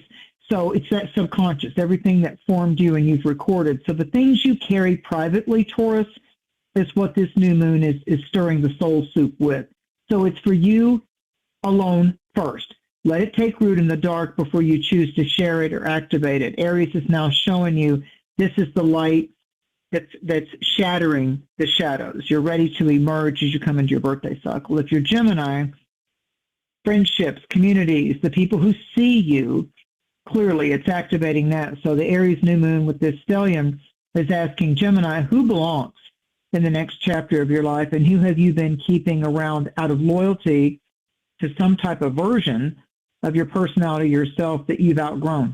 Simple as that. It's not bad. It's not good. It's just like sometimes people come into our life for a season or a reason, and they don't necessarily take root for a long time, but we're still blessed. Ultimately, even if it's a rough ride, we're still blessed by what we learned by they pulled out certain things out of us. Yeah. We pulled out certain things out of them. If you're Cancer or Cancer rising, top of the chart, 10th house, career, public life, something you've been building privately is ready to be seen. I would go back to 2018 if you're Cancer the Crab. Jupiter's in your sign. It's there till July, and then it's going to start blessing Leo. So although Cancer is in a square to all this Aries stuff, you've still got Jupiter there, and Jupiter's happy in the sign of Cancer. So this 10th house new moon doesn't ask you if you're ready. It's just simply opening the door. Choice is yours. Leo, 9th house. Your philosophical expansion is here. What you believe about what is possible for you. This is higher mind. This is spirit interacting in your life. This new moon resets your ceiling of anything is possible kind of a thing. It's what you thought was the limit is not the limit. I know that sounds like a puzzle, but it's supposed to be, Leo. You need puzzles because you get too focused on things that are material. So yeah, Leo, this is about the limit was not the limit. Now open up Pandora's box, let the scary stuff fly out, receive the treasure. If you're Virgo, it's shared resources. It's a deeper intimacy that isn't just about, damn, that was a great orgasm. Yeah, I like touching you there. This is a deeper transformation than that when I talk about intimacy. So something that's been in a slow cooker type of a process of change, which is really how Virgo likes it. It comes into an overarching new beginning. What you release now, Virgo, makes room for something way more aligned. But what Virgo's going to like is, because they're always overthinking things, what Virgo's going to like is that it's steady. It's reliable. It's not freaking them out or making them go into, I'm scared of change kind of thing. If you're Libra or Libra rising, as we spoke earlier to the gentleman with the Libra rising, Night Stalker, I think, partnership, marriage, the most significant new moon for any kind of close relationship in years. And what you begin as how you show up for others is going to ripple outwardly for 29 months. Big deal for Libras and Libra rising. Scorpio's going through a kind of a sixth house thing. It's health awareness, health upgrades, how you spend your ordinary days, your community, the way you're going to begin tomorrow, your routines. It's small, consistent actions that are begun now. It's organizing, and it's also a really neat thing with animal totems and pets. Sagittarius, Aries is fire, Leo is fire, Sagittarius is fire. It's creativity, it's your fifth house, it's learning from younger people, children, teenagers, romance, what makes you feel alive, Sagittarius. And that's always a sense of adventure or travel or some kind of journey. And I'll be the first to say with Sagittarius, not all journeys are physical. Sometimes they're incredible, life-altering journeys that happen psychologically or spiritually. Amen. So the new moon is saying to you, Sagittarius, receive it. Capricorn, it's fourth house. It's home. It's the roots. It's the roots. The people that were a part of your core family and roots. Doesn't mean you get along with them. It's the root factor. So it's family, your inner core, what you build at your base home level now is what supports you in everything you're reaching for publicly or career recognition in that way. So tend to the foundation first. For Capricorn, it's about get things in order in your most private home base. If certain addictions or things need to be confronted, or you need to break away from a parent or break away from any kind of abusive sibling, cousin, child, or whatever, you're going to have to set those boundaries. And also it's good for real estate. It's really good for moving property and up-leveling as far as making money off of property and land or going into higher levels of work. If you're Aquarius, it's third house. Pluto's in Aquarius. It's in your sign. So the way that you learn and teach and receive wisdom and knowledge and apparitions and visions and dreams, all that's being upgraded. Your whole immediate environment of how you learn it, see it, and implement it is a conversation that you're having with spirit now. So whatever you've been avoiding or a project that's been circling finally has its moment, Aquarius. So begin the sentence. Pisces, it's money, self-worth, your relationship with what you have, what you value, what you prioritize, and it's resetting how you value yourself at the most practical levels. Like no matter what career we have, our time our time, tick, tick, tick, tick. Our time spent is precious. And I've always said no quilter, no person that does quilts or any kind of art ever really gets fully paid necessarily for the time it took for them to do the garden, to build the deck. I mean, you set a price and you hope it all goes well with minor glitches, but the actual time, like myself, over 5 decades of studying astrology, you can't put a price on that. I see the value of it, but it was a very dedicated, long, sometimes struggle to get all that stuff in, and I'm still learning, and I'm grateful for that. So for Pisces, this new moon is resetting how you value yourself at the most practical levels, what you decide you're worth, and then you'll begin to receive instead of looking at, well, I'll sell this, or I'll do that, or I'll go to a flea market, or I'll go to a thrift store, and I'll make more money on that. It's much deeper than that. For Pisces, it's a lot to do with, are you at the point yet, Pisces, where you value, Saturn and Neptune were in Pisces for, a while, Saturn, 2.5 to 3 years. So this February, Saturn went into this house of second house of values and worth and balancing that. So instead of complaining that someone didn't see that antique was worth more than that, they were just trying to lowball me, they were trying to get something for nothing, instead look at it and say, well, maybe it's not selling because I kind of sort of don't want to sell it yet because I'm emotionally attached to it. And the only way I'll let it go is if it brings me that much money. So it's like sometimes Pisces, you're very emotional, and sometimes unconsciously you really don't want to let go of grandma's table or grandpa's rocker, and you're going to respect it enough that the only way you're going to let it go, is if it's something that you feel like, yeah, that brought respect. And I'll finish with this with Aries. Those of you that ever watched the Maori do the haku, which haku is their word for the dance, and they do these faces and they stick their tongue out, and they have this whole kind of ritual thing where they're in Reiki. It's almost like you're summoning your prana. or your chi. Well, the Samoans have a war cry that's characterized by that high-pitched kind of screaming and hollering, and it's called the fa'amu, or the usual. So it's used by warriors, either Maoris or the Samoans, to signal what? Battle readiness, taking on the challenge. So think about the crowing of chickens, fighting cocks, or the rooster. So it's often associated with the phrase "chi-hoo," and so it's got to do as a means to accept a challenge or act as a war cry. And so it's these ancient cultures. I mean, you can look at, why do the Maoris do that? And look at it on YouTube. You will freak out when you see the haku, the Haku, which means their dance. Look up the Maori haku and look up the Samoan Faumu, and just look up how they do that ritual type of a thing. Like, oh, it is. Oh, and then I can visually and auditorily show you Aries. And Aries would be like hard rock, if I had to pick music, or Aries would be like the ballerina, if you're into culture, that kind of culture, that just literally leaps up on the stage and does fantastic gymnastics work, and you're like spellbound just by the physicality of it. It's not just the horse race. It's just like, my God, that animal's going to the edge of death. That jockey's going to the edge of death. I didn't even know a human body could do that. It's those people that really grab you, especially people that have been born with physical challenges. They're missing a limb. They lost a limb in battle, and they come back with prosthesis, or they come back after a near-death experience. That's also Aries too. It's like, wow, what an epiphany. What a ride. What a ride.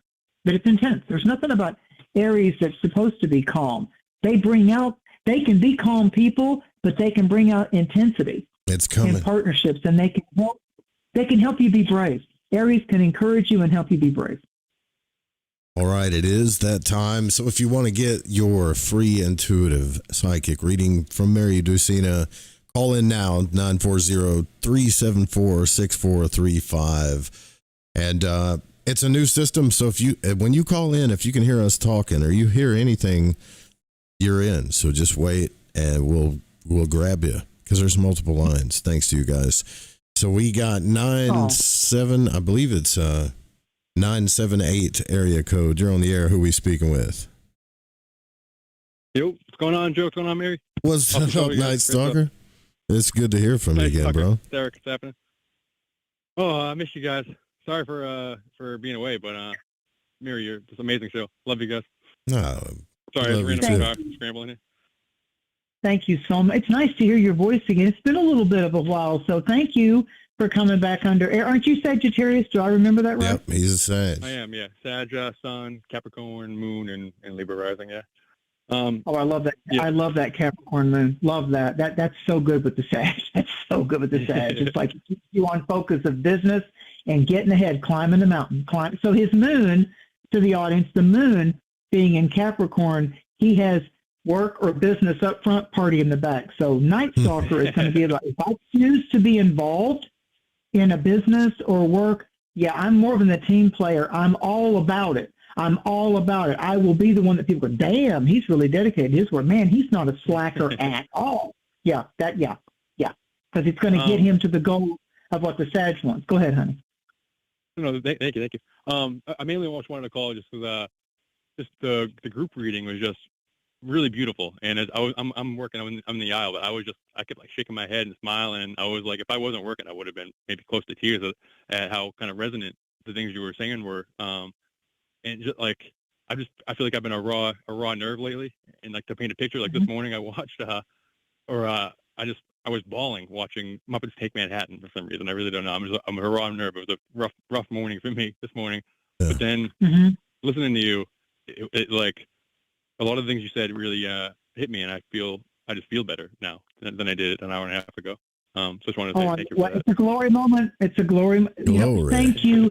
That means more to me to hear how someone can be energetically healed. The light enters the wound. Like it's wonderful that you recognize. It's so weird. I was like bawling my eyes out. I've had a raw nerve lately. That's Aries. For all of us. It's going to hit us, and it's going to be quick And it's going to be like, damn, there's no escaping that. Where did that much emotion, anger, stress come from? It's a release valve. That's what it is. So the pressure doesn't build up and blow a hole in the hose. So the fact that I feel so honored and blessed, thank you, God, thank you, Creator, that there can be a platform, there can be a podcast, there can be words and energy going out into the ethers, and someone like you be able to receive that going, well, there's no ignoring that. That helped me get, I'm a little more centered now. I got my center. And so you are very much affected with that Libra rising sign. It is happening in everything external for you. And thank you for defining just in one day, this morning versus this evening, of how, man, that was raw, it was real. And I'm like, I'm a man enough to admit I'm a human spirit-centered person enough to go, I was bawling my eyes out. It was like, it was raw and it was real. And I'll share this with you. Not many people know this, but tears release more built-up toxins. This is science. More built-up toxins than our urine, than our sweat, our body sweat, tears. So when we do that, when we have, as the indigenous culture calls, the gushing of the inner waterfall, the releasing of the organs. Yeah, it's absolutely, it's an internal baptism. It really is, with external benefits. And dude, you're loved too, man. I know how you are. You like to do your thing, but you're loved. Dude, like, and I don't just say that like we love you because we love you, bro. Like, for real. And I'll turn it over to listen to Clyde's show, Ryan's show, whoever. If I know that you talked on that show, sometimes I'll listen to it just to hear your call-ins, man. You're a part of this night. You're a part of this family. I know that I can be a distant friend, I guess, to say, That's cool. To say it best. I just feel like I'm just like, I don't know, I'm just clenched all the time, and I feel like I'm just like running uphill and falling downhill at the same time, and I just I love you, brother. And so it's nothing personal. Yeah, that's cool. We love you too, man. I do it for everyone. But I'll try to wrap it up for other people to get in. But I will message you in the morning when I got out of work, Joe, for sure. But Mary, you mentioned creativity and like making stuff happen a lot, and like finally manifesting a project and stuff. And there's been a creative project that I've been like procrastinating on for like Sunday marks like specifically 2 years since I like thought of this idea that I wanted to do. I haven't done it, so I'm going to try to do it this weekend, tomorrow specifically, because I got another new idea. Please, Joe, you're going to absolutely love this. That I want to get done soon. So if you give me kind of wisdom or whatever about a new project that I want to get going. That's kind of what I'm thinking about most right now. But no, I'll take. I feel that the 4 directions are appearing for me: the medicine wheel, the sacred medicine wheel, and I feel like that because of who you've connected with in the West. So that's with Libra rising, that would be your Aries, the sunset, the people you enjoy a sunset with, kind of a thing, the Ryans and the Clydes and the Joes, and our connection over years. I feel like that the external spiritual tribe that you dance in and out of, as well as your own personal life, I feel like that are those are nougats of healing seeds and pods that further empower these ideas that you have. And I feel you got the 4 of Cups. That's the 4 of Hearts. And I feel like you're coming out of the contemplative phase, the strategy phase, the planning phase, the opening to different eras of inspiration. Wow. I feel like in the 4 of Cups, there's a hand that's issuing you the 4th cup, and that hand is levitating from a cloud, from the sky. So it's an archangel, it's a guide, it's the hand of the divine. Yep. You mentioned about divine. There's 3 cups on the ground as the person's meditating with their finger on their chin, contemplative up against the tree trunk. And so here, and the tree trunks are Taurus. The tree people are Taurus, the standing people. Here comes the divine hand going, you earned it. You've got the 4th cup. You have all 4 directions. Now rise and go forth and prosper. That's what I hear. Wow. And on the tree of life, bro, the 4s represent Chokma. That's the beginning of a kingdom, the beginning of a manifestation, just about to come into not just a small idea, but an entire big idea, the very first start of it. You're going to love it. So. You're going to love it, Joe, seriously. Remember the thing that me, you, and Amanda did? Or it's not Chokma, I'm sorry, it's Gedula, but that's what it means, though. It's the beginnings of the kingdom. But go ahead. Sorry, brother. No. you remember the thing that me, you, and Amanda did for the Fringe Fest? That I thing, the put that video on the Fringe YouTube channel because I was like, man, I got to put that video up. That video that you and by the way, Night Stalker, that him and Amanda did that video. Night Stalker wrote that whole thing, and he did it in like a night. The hardest part is the editing. The editing is the one that takes all the time. I mean, you're the one who did that show. But it's in that vein. But like Mary mentioned, looking through errors specifically, and I just want to illustrate how much she's absolutely nailing it tonight. But I've been like specifically like peering back at different errors in time, for like to learn. Like I've been actively doing what she just said, and for her to say that word specifically, I'm just really blown away tonight. Mary, you're locked in. I'll take off so other people can come on. Awesome, but, bro. Joe, I'll text you tonight, and Mary, I love you. Always crushing it. I love you back. Yeah. Blessings on your ideas and your dreams. Blessings on the launch. It's a launch. It's a launch. It's nothing. I mean, I can say a million ideas and never end up procrastinating. It's nothing until I do it. But this one, you inspired me tonight to tomorrow I'm going to sit down and really start actually typing words down. So glory juice on it. Glory juice on it. That's a glory for sure. Thanks, brother. It's good to hear from you again. Oh, Night Stalker. That's inspiring. Truly uplifting. Really yes, is. Absolutely. It really is. And if you guys want to see that video he's talking about, there is a Fringe FM YouTube channel. I just kind of started doing it, and I've found old clips. I put them in there, and their news broadcast is in there. So it was fun when we did the Fringe Fest. It was awesome. All right, moving on to the next person. We got 318 area code. You're on the air. Who are we speaking with? Hey, Joe. Hey, Mary. It's Morgan from Louisiana. What's up, Morgan? Bless you, Morgan. She called back. Oh, how are y'all doing? Yes, finally. Well, what's funny is, it's been almost a year since I last spoke to y'all. I think the first time I connected through was July or August. So everything has changed and has been extremely fast and wild, and I don't even feel like I know myself anymore. And not in a bad way. Like I'm in this new season of who am I now? So Mary, if whatever you sense or feel or pull a card or I'm up for any of it. Thank you, Morgan. Thank you for your support, and thank you for your testimony and your witnessing.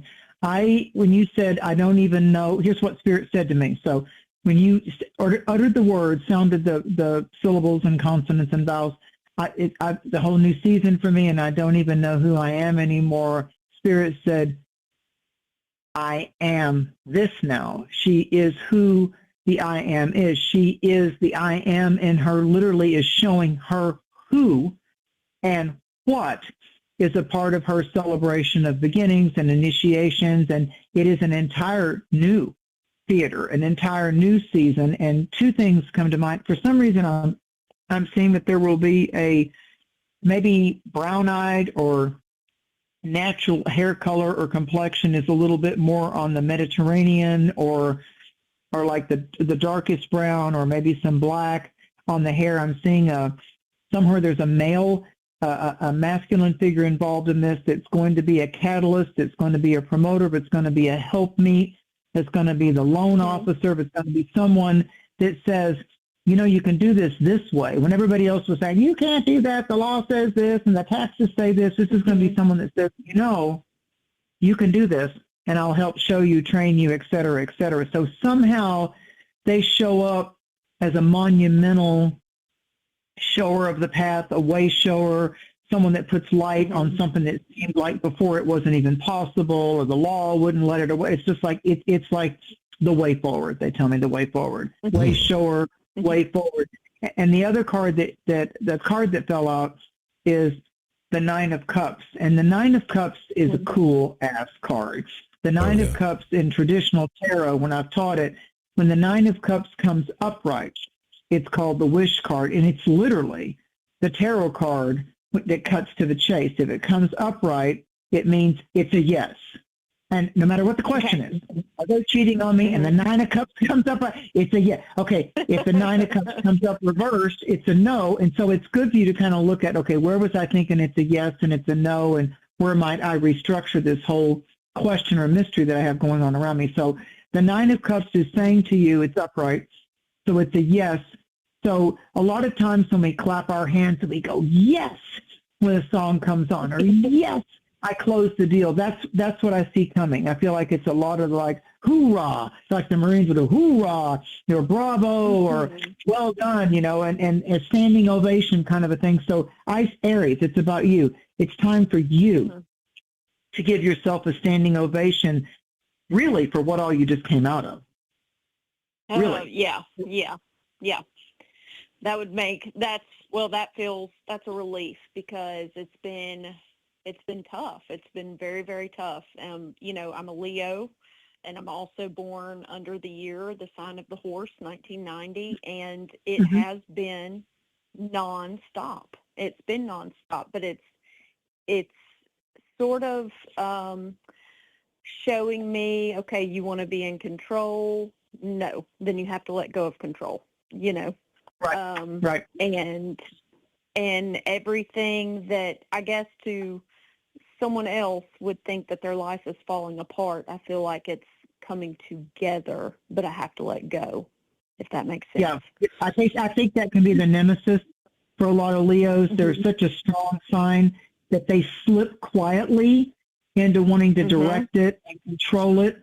And it's better because to Leo, they're not just the actor or the actress, the stage, the theater, the stage, the show, the performance, the whole theatrics of everything, and how you will do as a performer. That's why Leos can slip into the control. I'm willing to show my best self, so I've got to make sure I clear the stage. And if I stand on that X that says it's the spotlight where every talk host has to stand on TV, I got to stand there and I got to make a go of this. Ask any live comedian that goes to do comedy hours somewhere. I mean, they can be a really good comedian, but the audience and the theater and the storm outside or clear weather and all that plays a factor in it.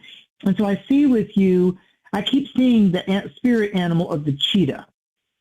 The cheetah is completely different than the leopard or the tiger or the lion. So you're keeping that Leo feline.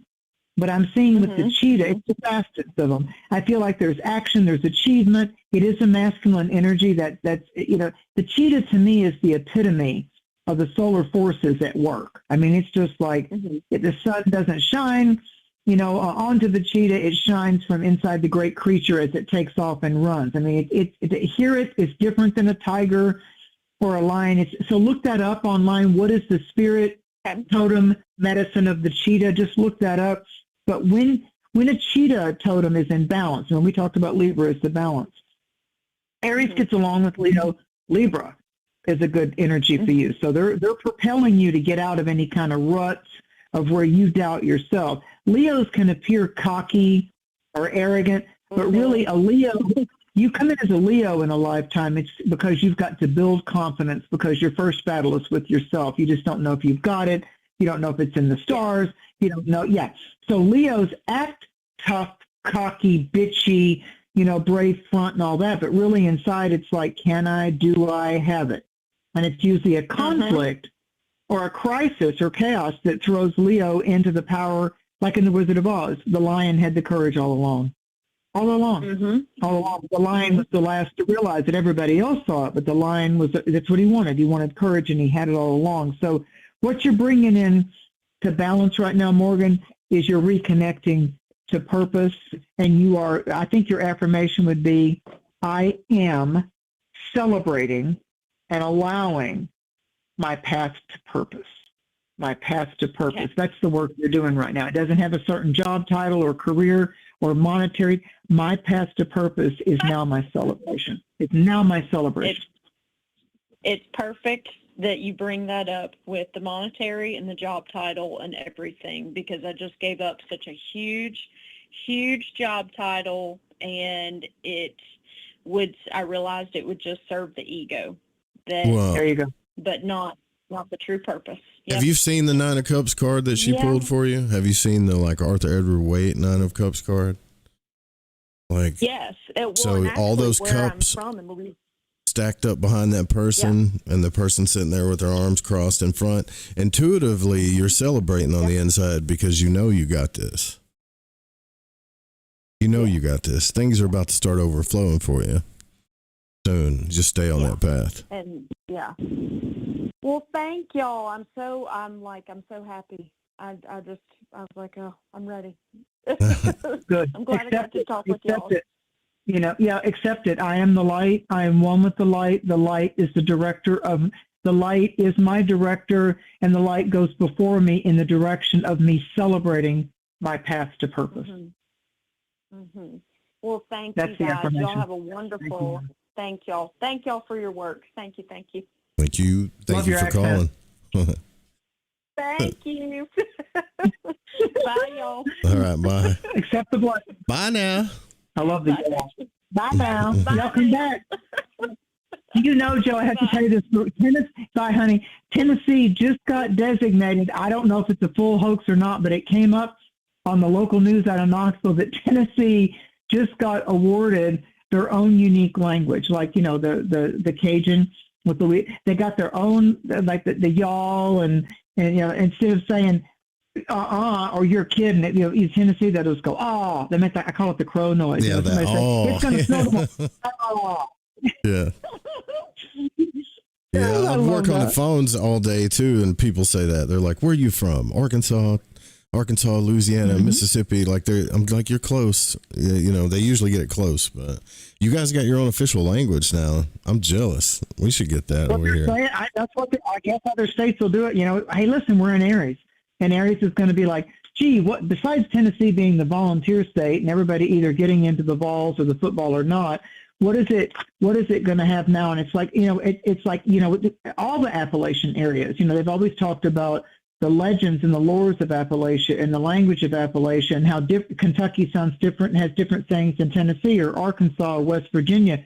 So, and just like, Massachusetts versus New York City, and New Jersey, there's distinctions and tone and pitch and timbre. And it was just like, wait, nowadays on the internet, is that true or not? I'll double check it later, but it was on the local news, and I'm like, okay, I don't know the name of it or the title number or whatever. It's like something's circulating in the Gemini state of Tennessee. Uranus getting ready to go into Gemini in the third week of April, that Tennessee officially has its own signature. Like, yes, Tennessee is a certain type of dialect and language. And I'm like, well, doggies. All right. I'm still jealous, man. Like Tennessee is a great place, though, isn't it? 940-374-6435. We've got time. We've got lines, and we've got time, and we have another caller too. We have 540 area code. You're on the air. Who are we speaking with? Yeah, Joe. It's MJ in Virginia. Hi, Mary. What's up, MJ? Hi. Yeah, well, you mentioned several things that, for me, I'm older, so things are a little bit simplified, but they are happening. Just rearranging the house, getting things in order, not want to do this, put up with stuff anymore, just cleaning things up and shifting things around. Now, you had mentioned that, something you wanted to do 8 years ago, 10 years ago, something pops up. Like, I'm here, let's get going. Okay. March 25th, I was down tuning up my riding mower, got all the stuff in, got it all tuned up, came up to the house, and I've always wanted to go to Skinwalker Ranch and hang out for a few months with my board, chit-chat. Mm-hmm. And so I'm sitting there, got up to the house, I'm on the internet watching YouTube, a movie or something, just listen to some of the, news stuff, and I kept hearing this meow, faint meow. So, okay. For like an hour and a half or so, I'd pause it, and it wouldn't hear it. But as soon as I start listening to what I was listening to, here we go again. So I just finally stopped it, and I got really super quiet. I thought, you know what? So I just, stopped everything, started walking around the house, and I got to where my electric furnace is in the wall, and I just stopped. And I started picking at the panel because it's really hard paneling. You can't. I can barely put staples in it. It's just that stiff or whatever they did to it. And there is a panel to where you pull off the wall and you shade out your filters. That's closed. I stopped there, and I was like looking at the corner of the paneling above the metal paneling for the filter. And I started picking at it and started pulling on it. I kept pulling and pulled it out. Suddenly there's Bella inside the wall on top of the furnace. She had, I get like, okay, how'd she get in? You know, she couldn't have gotten in. So I pulled it open. Right. She's looking at me, and she's like bewildered as to all get up. So I talked to her, and she finally jumps out, and I just, I let go of the panel. It snaps back in place. Okay. Now I have another cat, Gus, and he's out during the day. He'll sleep under a bush. He's chasing a mouse, and he comes back in. He's always home. And it was getting late, and I couldn't find him. Now I've been down tuning up my riding mower in the shed. I went down there thinking maybe he got in. I didn't see him. I locked him in, so I went back down there. And as I passed this other building I've got, it has a window in the door, so I just put the flashlight to it, and there he's sitting in that building. It's locked up. He couldn't have gotten in. Oh, so wow. Shape-shifting. Huh. Something. And so I went in, but he was scared. He was scared of me. He did not want me to get near him. He would touch him. So, okay, left the door open. I walked outside. And the other cats are out there, so he finally wanders out, and he's getting friendly again. And they're both very bewildered. They were trying to figure out what had happened. Mm-hmm. So, yeah, I did my little research online, and I just don't know. I found out through the hybridization program, the board is spelling out words like P-H-I-O-M and P-H-I-M, and that goes back to Egypt and Israel about 78,000 years B.C., So I got some information on the lineage the program I was in. How long has it been going on? That's another thing. My feeling is, and I got mad. I was like, don't you ever, if somebody put them there, don't ever do that again, because they're very bewildered. It's like they didn't cause it. Right. They were part of the teaching. They're part of what? They were part of the teaching. What was I being taught? Them or me? Both. Both. Cats are incredibly mystical. They're still revered in Bali, Egypt, areas like that. But most people don't know the cat is very revered in Bali, Indonesia. And the cats are very mystical familiars. They're completely different than the energy of most of the domestic pets of a dog versus a cat, feral versus when it becomes domesticated to you. Rather than you having the kittens or being just a purebred, all those different types of things, the difference between a Siamese and a ragdoll cat. Cats are able to be shadow workers and shapeshifters and all that, but I feel like the cats exposed, one was behind a panel on top of the furnace, one was behind the glass, and it was bewildered, and you heard the mew every time when you were trying to focus and listen on something. You heard the meow, you heard the mewing, and you're like, I know what I'm hearing. So it stopped you, calling you. The soft calling, though, a mew is different. And so what's happening is it was giving you sound healing, and it was interrupting what you were watching, which adds a little bit of an exclamation point on whatever you were studying or watching at that time. It led you to the natural researching that you are anyway, an investigator, intuitive investigator and researcher. It gave you some insights there. And then you also cast out your declaration, your verbal declaration of, I don't know, whatever did that, because there's no 3D way that those cats got in that panel that's hard to pick out and over there. So whatever it is, don't do it again. Leave them alone. I've done those kind of things. You got a message, you give it to me. And I do things like I kiss the cat's forehead or the dog's forehead. I bless the third eye. I call down the holy light codes into whatever feral or animals around me, or if it's to wild turkeys or deer, I'm calling the light into them because they showed up in my life. So I feel like that research now further, what is the deeper significance? You're going to get cultures all over the world, the deeper significance of the current spiritual meaning of the cat medicine totem. What is about, like the Morgan got the cheetah. Tonight I've got what we call in the South, I don't know what its real name is, but in the South we call it a stink bug. And I've got one just flying around the light. That's its name. That's it.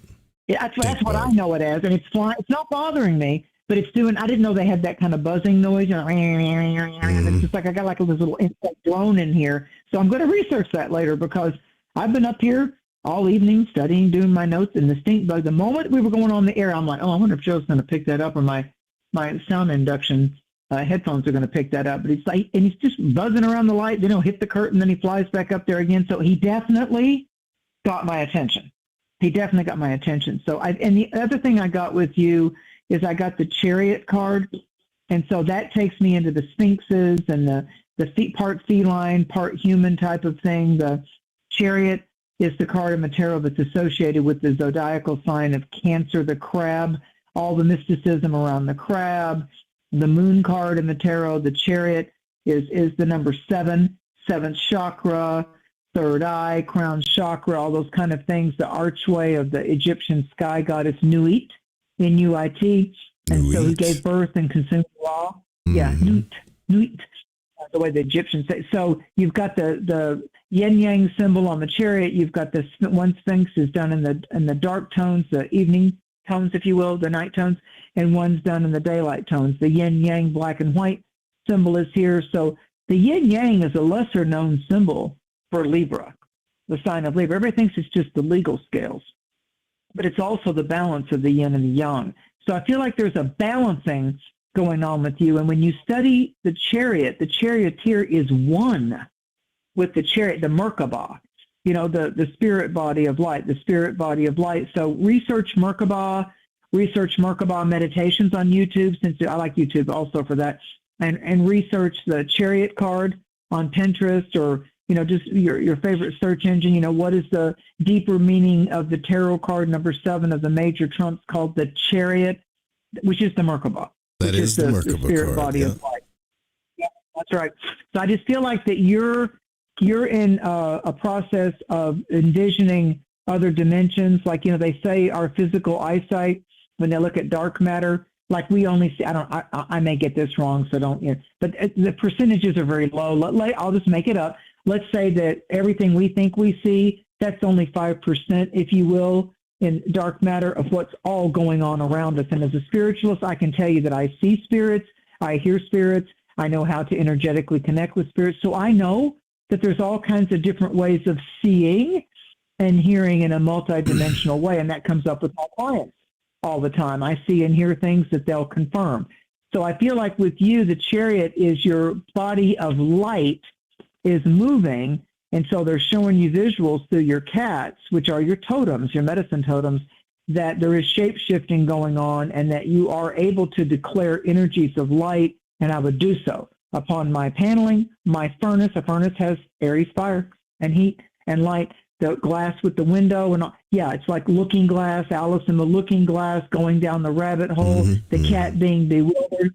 So you're coming out of a bewilderment. Look at that, tear that word apart with letters. Be wilder moments.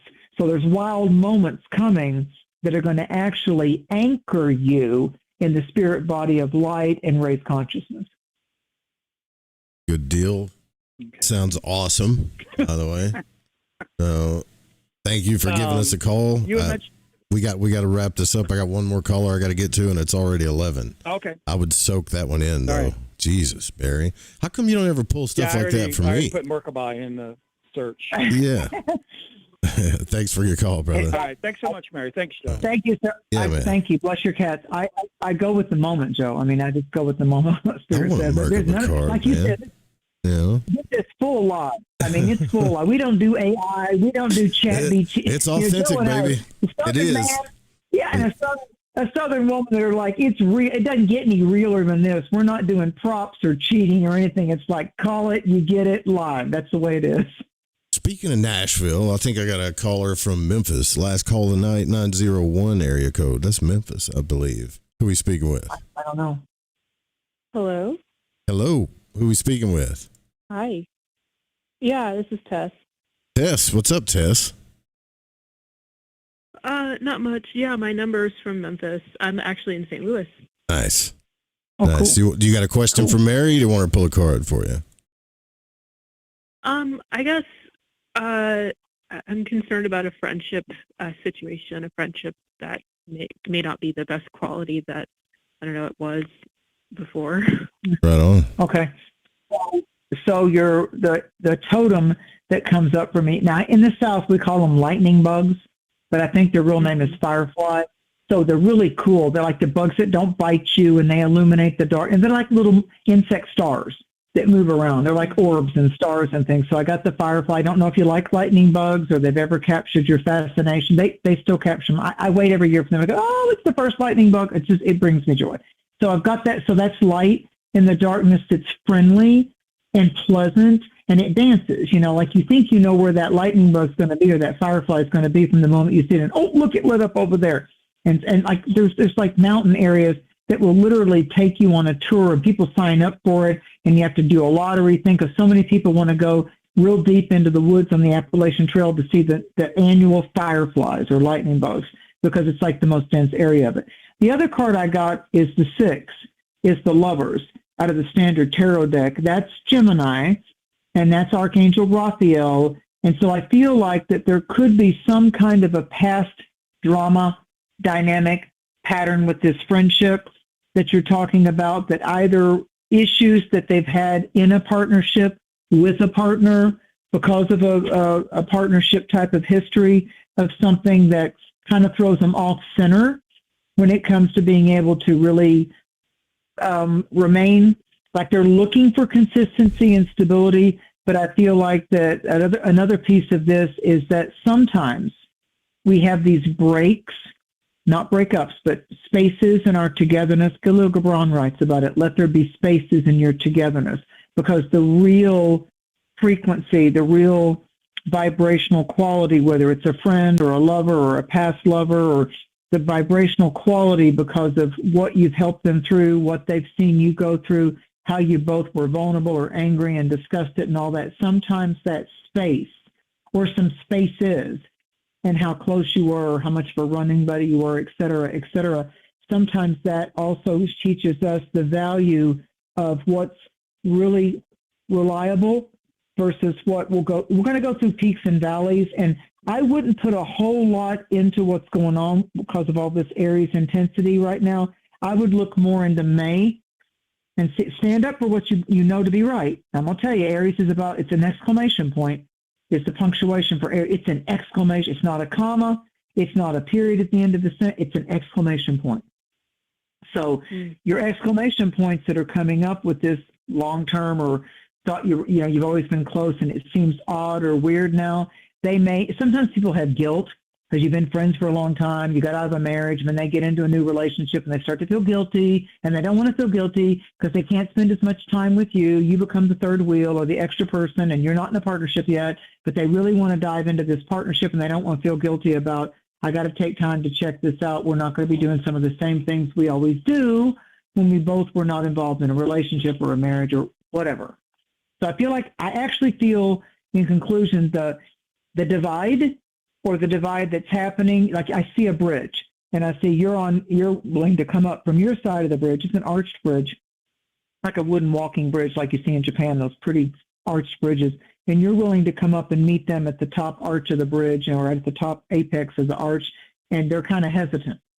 Like they're down there, they've taken a few steps forward, but they're not meeting you halfway up on the bridge yet. So there's some kind of withholding, or some kind of guilt, or some type of I don't think I want to share everything the same way that I did, or it could be that they're taking too much of your energy, or maybe you've leaned on them too much. Be willing to look at it from both ways. Am I draining too much energy from them? Do I expect them to always listen to me and be my counselor? Do they do that with me? And they begin to sense that we need to have some balance there. The key to the next 2 weeks is, where can we achieve the Libra, the yin-yang, the scales of justice, the balance in whatever kind of continual significant other scenarios that we have at work, in our family, at home, with new people we meet, and the people that have been around us continuously. There's a balance that's got to take place, and it won't necessarily be a breakup in order to make up, but it could be that it needs to have some combustion, a little eruption of the volcano in order to bounce back. And I think with you, you're also very close to there being more of a true friend, intimacy, cohesive bond that's going to happen with you. It does feel romantic. It does feel very personal. It does feel like it's something that you've secretly hoped for, longed for. If you're in one, that would improve or get back to be more of a sweeter embrace. And I feel like that but with their friend, there's a choice. Like, does somebody feel pressured that they've got something they want to do more personally or intimately, whether it's study or a relationship or whatever, and they don't want to feel guilty about how much time or things they do with you? And that could also happen to you. It could also happen that it looks like the division or the pushing back a little bit is coming from them. I just don't get that somebody did something really wrong, but I feel like it also kind of feels to me they may be going into a path that may not match you, like when someone starts drinking too much, when someone can't have a good time unless they've got the gummy or the vape, or they got to go out of their body with plant medicine all the time, or they just don't feel like they're spiritually centered. We've got to rely on something. Or they're using you for validation constantly. Yep. That too. Somehow there's a push-pull going on. Yeah, that's what Spirit said. There's a push-pull, and you're ready for not to be the push or the pull, just to be like, can we just hang out together and not make it a big deal? But somehow there's some kind of thing orbiting that feels like it's the external thing that's putting the psychological mystery and pressure. It's like a pressure cooker. It's going to be like a little caldera, volcano kind of thing. Something's got to erupt in order to get some answers or some specifics to where you both can go, oh, okay, hey, all you had to do is talk to me about it. I mean, you don't owe me anything, but we've been friends long enough that I kind of want to lean in, see if you're okay. Are we okay? If you don't choose to communicate, that's fine. I just need to tell you I sense a disturbance in the force. And my investment is I'd like to see if we can solve the disturbance in the force that's between us. I don't want a disturbance in the force. No matter which way we go or which direction we take, I'm willing to talk about, and I'm willing to hear if there's something that I assumed or I missed, and it can boil down to, are we okay? Are we okay? Mm-hmm. What do we need to do to be okay? Sometimes just that, sometimes it's the old keep it simple. Yeah, for sure. Yeah. Do you understand where it's coming from with this? Do you get it? And call us back, too, yeah, for sure. if everything works out, or wherever. I can see how things... Sorry. No, you're all right. I can see how things kind of line up. I think guilt is definitely a keyword. I know just this person seems pretty guilty about, I don't know, maybe being spotty dotty or something in the past. But yeah, I really appreciate this, especially, lots of the points. But I want you to, if you feel like there's something that's been shady or some type of thievery or some type of that's not appropriate, I do want, Aries is also about standing up for what you know is right and setting your boundaries. You're not judging them. You're just saying to them, if you're in need, talk to me about it. If there's something you're scared about, are we okay? Because I'm sensing you're pulling back like there's something that I did wrong or you did wrong and you just can't quite get that settled within your spirit. And, there's still the people who go, I don't care. I didn't do it, even if you caught them red-handed. So overall, I feel like it's your fault, not mine, that whole projection shit that people do psychologically. I really feel like that this doesn't have to be a battle or a confrontation, but it needs to be that you find peace within your soul. The Libra approach would be, something's different. Are we okay? What's not okay? And that's a good question, too, there. Are we okay? Yeah. Just ask that. What's up? Are we okay? Yeah. Because that automatically, Joe, lets the other person know that they're not getting away with acting. Yeah, that's right. That you've recognized that there's something that's off balance, off kilter, and you're the one willing to lean in to go, want to talk about it? Listen, I'll be the first to say I could have missed something, and I'll be the first to apologize if I did. Yeah, that. But it's like we're not going to keep pretending this game that everything's okay when something has shifted. There's as the first Star Wars movie said, help us, Obi-Wan Kenobi, there's a disturbance in the Force. And may the Force be with you. May the Force be with you. So you stand up. Aries is about, you stand your ground. Aries, the best part of Aries, and I'll conclude with this, isn't about, I got to be right, my way or the highway. The best part of Aries is, can we get it right? Can we get it right? Yeah. that makes a lot of sense. Yeah, I'm just sitting and, feeling it. And thank you so much. Oh, you're welcome. Joe, I agree with Joe. It helps the audience. It helps all of us that at one point or another are going to go through this very scenario. Call back whenever you feel like the chapter, the story is bloomed out, and give us part 2, the conclusion, all and what worked, how the mechanics worked, because it's really helpful therapy for everybody out there. Yeah, thanks for calling too. We really appreciate it. I hope you have a good night. Thank you. You too. Have a good weekend. Happy new moon. Memphis. That was the first time caller from Memphis. Now I want to go back to Memphis. The Lover's card's good energy though, man. It's not, at least you didn't pull the devil on that one, Right. Well, and we've got the Gemini energy coming up, living large, on the 25th of this month, when Uranus leaves all that time, I think since 2011 or something. It's been a long time in the fixed sign of Taurus, and it's going to move now into Gemini, and it's really going to help us get unstuck from always saying that when we're angry, or doing that when we're scared, or believing that because of just our childhood or our parents, you hear things that parents said, money doesn't grow on trees. You have to save half of what you make. We don't have enough for that. You're not the same as them. And shift that vibrationally into, aren't we blessed that we have this roof over our head and we got to sit and have a meal together, and the grass is growing, and the cold and the ice of winter is backing off. Isn't spring beautiful? We've got to shift that focus to where we're helping other people see the vibrational equation level up. It's not, our parents did the best that they could. I don't care about analyzing that anymore. It's just like, that was them.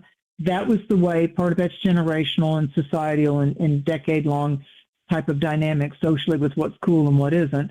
The difference between the pet rock and other things that are going on. But now what we're doing is speaking of blessed, I didn't mean to cut you off there. I just want to say it before I forget it. We had Gareth chime in tonight in the chat room. Gareth, you guys remember Gareth's journey? Gareth is my hero. He's a reminder that we can accomplish anything. A guy that was paralyzed, he couldn't do anything, and now he's walking on his own. He's chatting. He's fighting. Every day it's like Rocky. He's fighting this thing, healing himself. Night Stalker chimed in tonight. I haven't heard from him in a long time. We saw Dan tonight. A lot of people we didn't see again came back tonight. So there's some good energy. That's really something to celebrate. I'm definitely feeling this Aries stuff going on. Yeah, the fire of desire. And when you do the etymology, when you start breaking down word origins and etymology, desire is of the Father, the Father. So Aries is the Moses, the burning bush. Aries is the resurrection. Aries starts all that, with the resurrection and Easter and the whole Passover time. So Aries is about the resurrection of ourself. The phoenix rises. We're off the cross. We're in multidimensional energies. I go and prepare a place for you. So this is about we die daily to things. We go through deaths. We go through feeling like that we've been buried underground with something, or we're stagnant, or we're on a cross, or we're being punished, or whatever. And so Aries is about, no, this is the ram. This is, in Judaic tradition, this is the blowing of the ram's horn called the shofar. This is like a declaration that this is a turning point. This is a major, even just astrologically, this is a major astrological alchemy. This is Aries alchemy times 7 minimal. If you start counting asteroids and stuff, you're throwing in Chiron and Eris.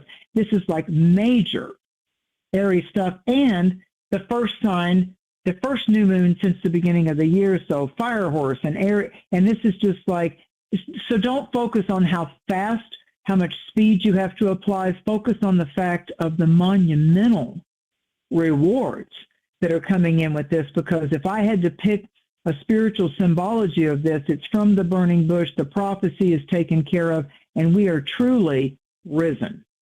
We have risen above it. We did the challenge. We sustained the losses. We had the dark forces, the betrayal, the Judas, and all that came in, and we chose to see love, and we chose to be light, and we chose to be one with the Father, the Mother, the blessing of Father Sky, Mother Earth, all of it. It's like, no, I'm focusing on the fire of the Spirit that is within this temple body that's having an earth incarnation. We are the fire of the majesty of everything that is of the I am. And in our earth life minds and psychologies and bodies and emotions, it's important that we continually are comfortable with embracing better, best versions of ourselves. That's when you get the new people that come in and match your vibration, and you don't have the betrayers, and you don't get the jealous ones, and you start looking at the fact that your vibration is leveled up. That matters to you.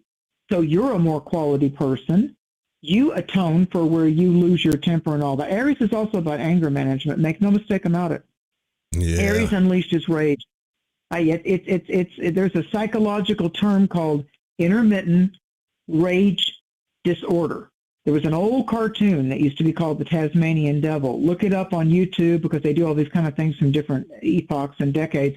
Just look up the Tasmanian Devil and just watch that thing. It's like a little cartoon creature that looks kind of like a werewolf that spins around, but he's shorter and he's funny. I mean, it's funny. It's not horror and it's not gore, but just look up the Tasmanian Devil, or look up, like when you go back to the Terminator, where it's the robotics and the AI was first coming back in, I think in the 90s, the Terminator movies and all that. It'll be back, and how it's like you've got these cyborg type of things.